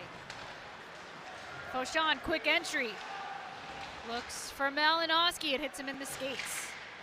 McQueen able to come from behind and challenge for the puck. And the Black Bears make another clear. This will kill off the rest of the penalty. Marcus out of the box. It's 5-on-5. Yeah, not a lot generated from that power play. You know, I guess they've had enough power plays and capitalized it on enough tonight. But no, you know, you got to rest up some of the guys as well. They've been chewing up a lot of ice time with the amount of power plays that they've had. Yeah, we've seen McQueen a lot tonight. He gets a lot of power play time, deservedly so. He's one of the power play goal scorers in today's game. PC 3 for 7 on the power play now. Maine 1 for 5 on their power plays. Parsons lays it to the side for Machu. And no icing. It's waved off.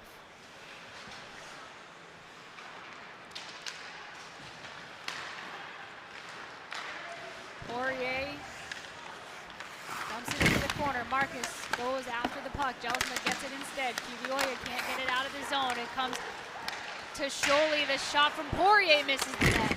And he's such a talented scorer, but he's been a little bit off the mark most of today's game.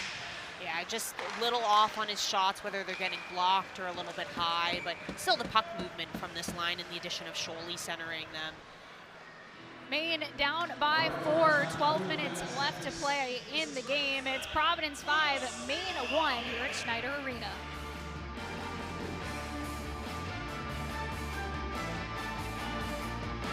The latest news and scores from across the league by following Hockey East or Hockey_East on X and Instagram. Visit HockeyEastOnline.com for score stats and watch links, as well as ticket information for all Hockey East games. 5-1, PC in the lead with 12:09 left to play. They've controlled a lot of the play in today's game, and they're hoping to not let this one get any closer. Finish this out with a win for Parsons, who's come in and got the start with Svedbak injured. Stolen by Malinowski. It's knocked away from him. Yeah, that was a good individual effort by Malinowski, just following up on his play, and great little stick lift. Beautiful play. Elger controlling. Adams throws it behind the goal.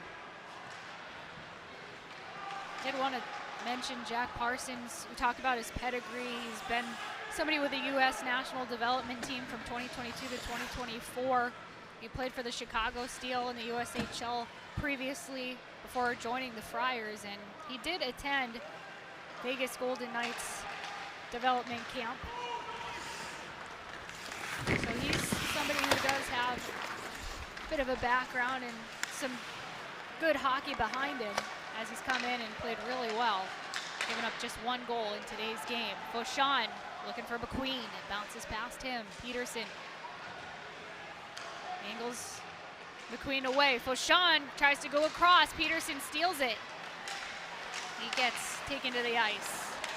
Sumpf going one-on-one, and now Gerrois is able to recover and get back into the play. That one hits McCollum and bounces into the neutral zone. Yeah, that really started from a great transition on the back end there, and that's where there's been a lot of success for both of the teams as they enter the zones. Those quick transitions when the puck goes in a regroup position up ice, it's just really leading to offensive chances. Deep in the Friars' end, Kiwioya takes it over, throws it out into neutral ice. It's grabbed by Levens. Simple dump and chase for the Friars' 4th line. Bales lays the check on Fowler. Carson plays behind his goal. We do expect the Friars to add another goalie here.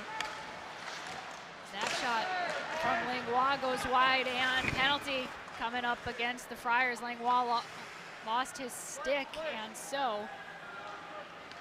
or I should say Max Scott lost his stick and drew the Providence penalty number 6. against Bales. 2 minutes for slashing. Gets the slashing call, he goes to the box, and it'll be a power play for Maine when we come back.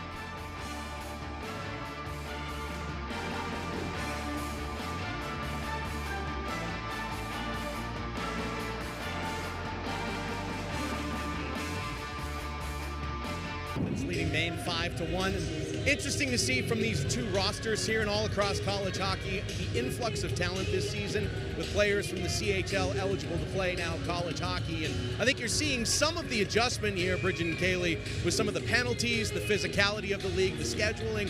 All of those things are adjustments for some of the players that have come from the CHL into college hockey. And now we've got our 13th penalty combined between the 2 teams here tonight. So part of the adjustment. Thank you, Nick. Yeah, that entire top line for the Friars out of the CHL, and there's so many players on Maine out of the QMJHL. So with the proximity to Quebec, as Poirier, one of those players, gets a shot on goal, stopped by Parsons. What a save there by Parsons. He's so quick across the crease, and for his size, an amazing save. Marcus to Holt to Poirier, hits him in the skates, and actually gets a clear. Yeah, notice all the French-sounding names on this Maine team. A lot of those guys are from Quebec, but previously played in the QMJHL. And Maine, Orono, not so far from the border to Canada in Quebec. Well, what's so great about that is that you're just really allowing players to not have to make the decisions at 15 years old, where they had to decide if they wanted to go NCAA route, if they wanted to go the CHL route. So just really opening it up to be a level playing field, and NCAA is just a great pathway for development, and a lot of these professional teams are wanting to see players at the NCAA level. We're all benefiting from it here as college hockey broadcasters and consumers, seeing the best players. Dish by Charlie Russell to the middle. Friel was trying to get a hold of that, but instead it's cleared by Jelsma. Quick pass to Rousseau, and it's onside. That shot from Scott goes wide. Looking for an assist. Yeah, it's that transition we've been talking about. It's so quick back and forth. 24 seconds left in the slashing call to Bales. Russell shoots it, misses high over the net. Friel has the puck. He's got Scott out in front if he wants to go there. He goes underneath the stick of Max Scott. Kept in at the point by Peterson. Scott up to Peterson. Time expiring, or about to expire on this power play for Maine. Shot from Peterson, blocked by Gamache and cleared by Tanner Adams. A lot of block shots by PC tonight, really getting in those lanes. Great stick positioning, and they did a phenomenal job on that penalty kill.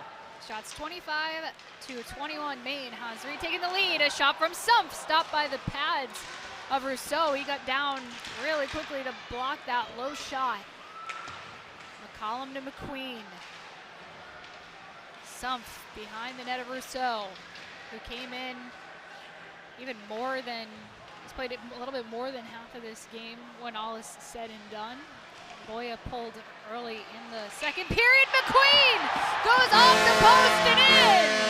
Second goal in the game for Roger McQueen. He's made it 6-1 Friars. Well, that was just a great individual effort by McQueen, and he really kind of does the spin move around Urso. And we'll take a look at it again here. Oh, just a quick little dipsy doodle, threw around off the post.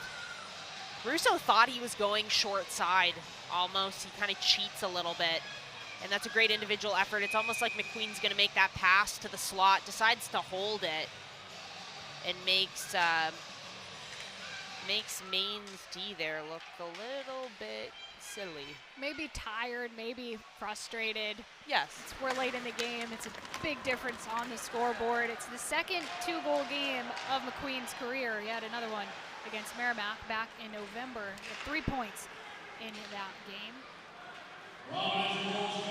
Sumfest 3 points in today's game, all on assists, and that line came back out there. They've been sitting because of the penalty killing, and they came out to get another shift. They've been sitting for a little bit, and they were fresh, and they were able to put another one in the back of the net. Nadeau shot low, stopped by Parsons. Mustard up ice. He's got Sawyer, throws it ahead to him. Sawyer to Kivioya. Strong move towards the net. Shielded the puck well, but then lost it. Nadeau has it for the Black Bears, over to Lipinski. Kivioya falls down on Lipinski. The Friars air it out. Russell pressured by Jelsma. He steals the puck, trying to kick it to the stick. Gets a backhand shot off. Russo has to make the stop. Coming the other way is Owen Fowler. Tipped in the air by Max Scott. Glove down by McCoy. Over to Jelsma. He's had a good shift. Self-pass to the end boards. Levens back to Jelsma. Stick handles out in front. Loses the puck to Fowler. Yeah, I really like that energy from the line from Jelsma, and you see Levens as well. Just that added pop and energy in their step. Backhand pass from Elger goes well behind Malinowski. One of the 5 goal scorers here today, McQueen with 2. Adams throws it out in front. Malinowski get a piece of it. Marcus loses it to Elger. Tries to stick handle. Adams gets it over to Malinowski, and a glove save by Rousseau. That'll bring us to a stoppage of play with 4:54 left in the game. Alvin Boya gave up 3, Rousseau gave up 3, but Parsons only giving up 1. It's 6-1 Friars.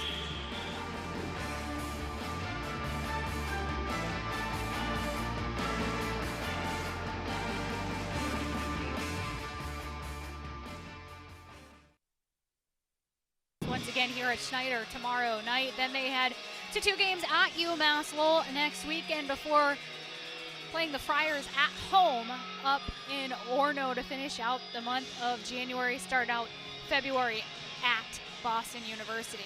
And then for the Friars, they have that BC series and a game against BU before the next time they play Maine on the road. And right now they've had the better of this matchup so far. 6-1 the score, under 5 minutes left to play. Not a whole lot of time for Maine to make up the ground that they'll need. No, but to Maine's credit, they have been coming out here the last couple of minutes, just really established pressure on their forecheck, really aggressive on the walls, and just trying to get some energy going. Be interesting to hear from Ben Barr after the game, if he does any sort of availability, what his thoughts are on the performance tonight from his team.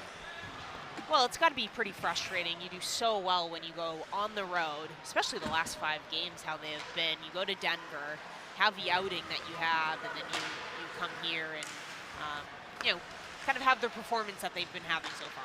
Well, and they moved up as Komarov gets a shot off the side of the goal. They had moved up because of that win streak in the NPI, so they're kind of starting to climb back towards maybe a tournament spot, and obviously this is a conference game, so 2 points up for grabs, as well as the implications for the MPI.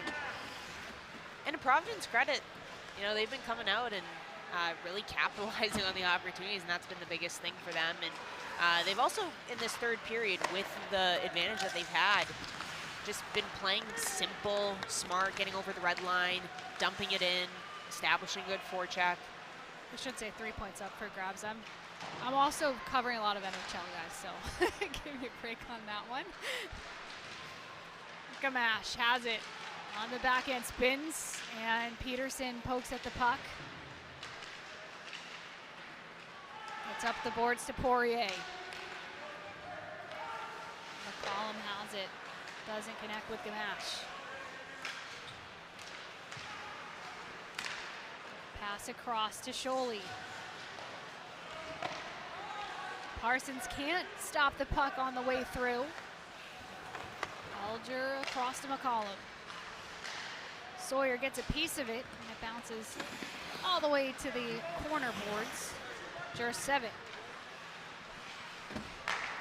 All the way across to Nadeau. That one rolls low onto Parsons, who makes the stop.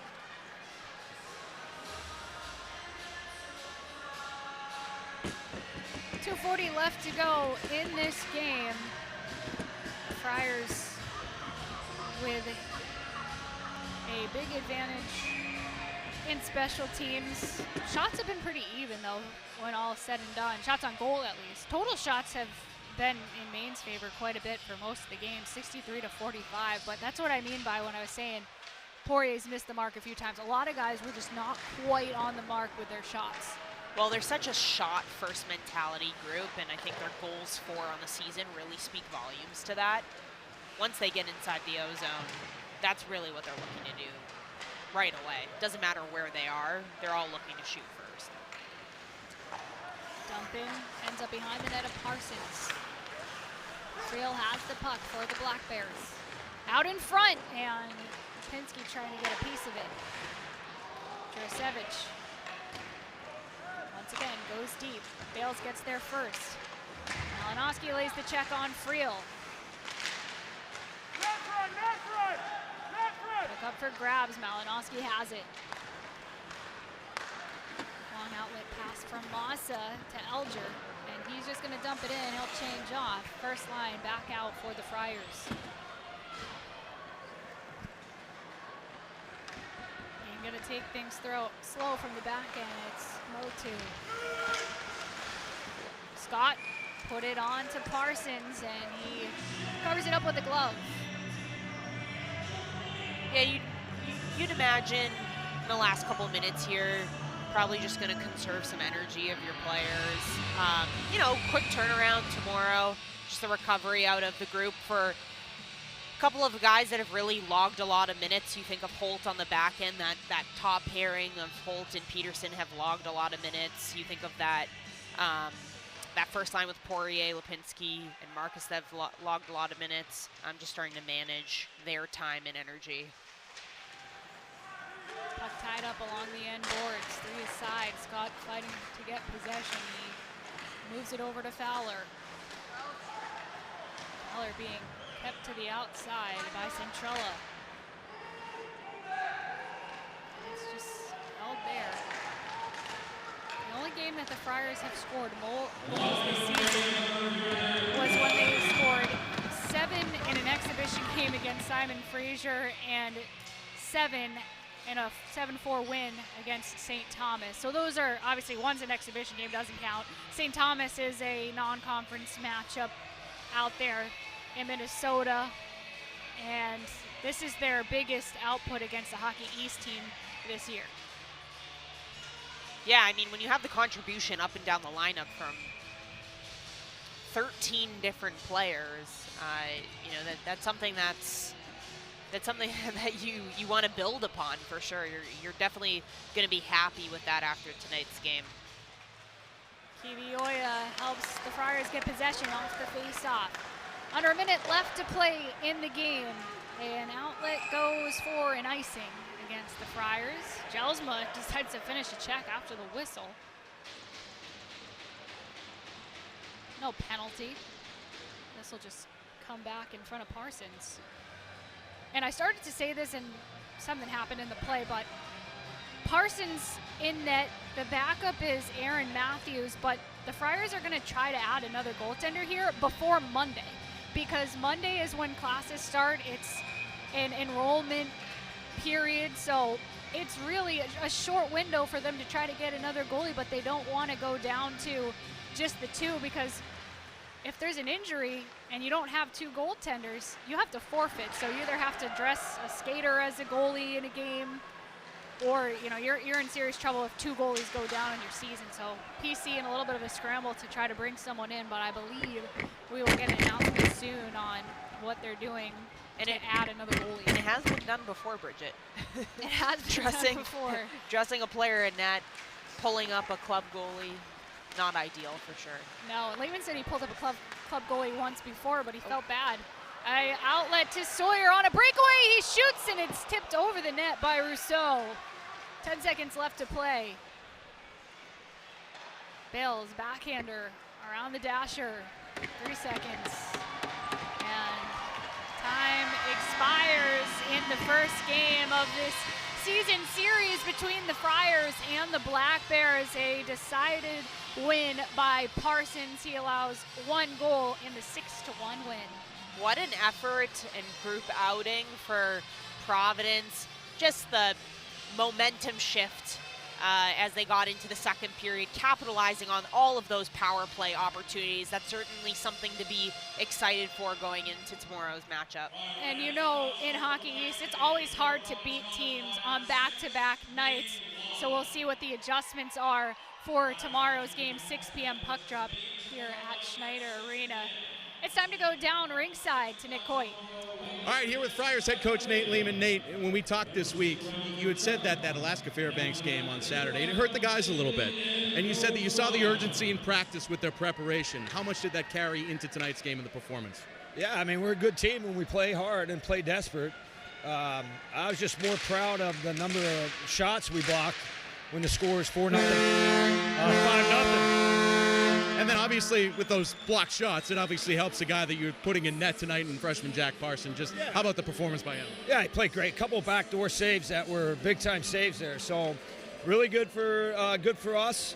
Finally won a game on Nesson. That was nice. But we played hard tonight. And, it's just we got to carry that with us. Like, when we play hard, we got a pretty darn good hockey team.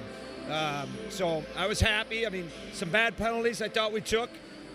Can't do that tomorrow night because they got a pretty good power play. Yeah, and obviously you're going to expect a big response from them tomorrow night. What's the key in terms of what you're going to see from them and having success again? I thought they had a good push all game. I thought we scored and we stayed ahead of them, but I think they play hard all the time. They got a good hockey team.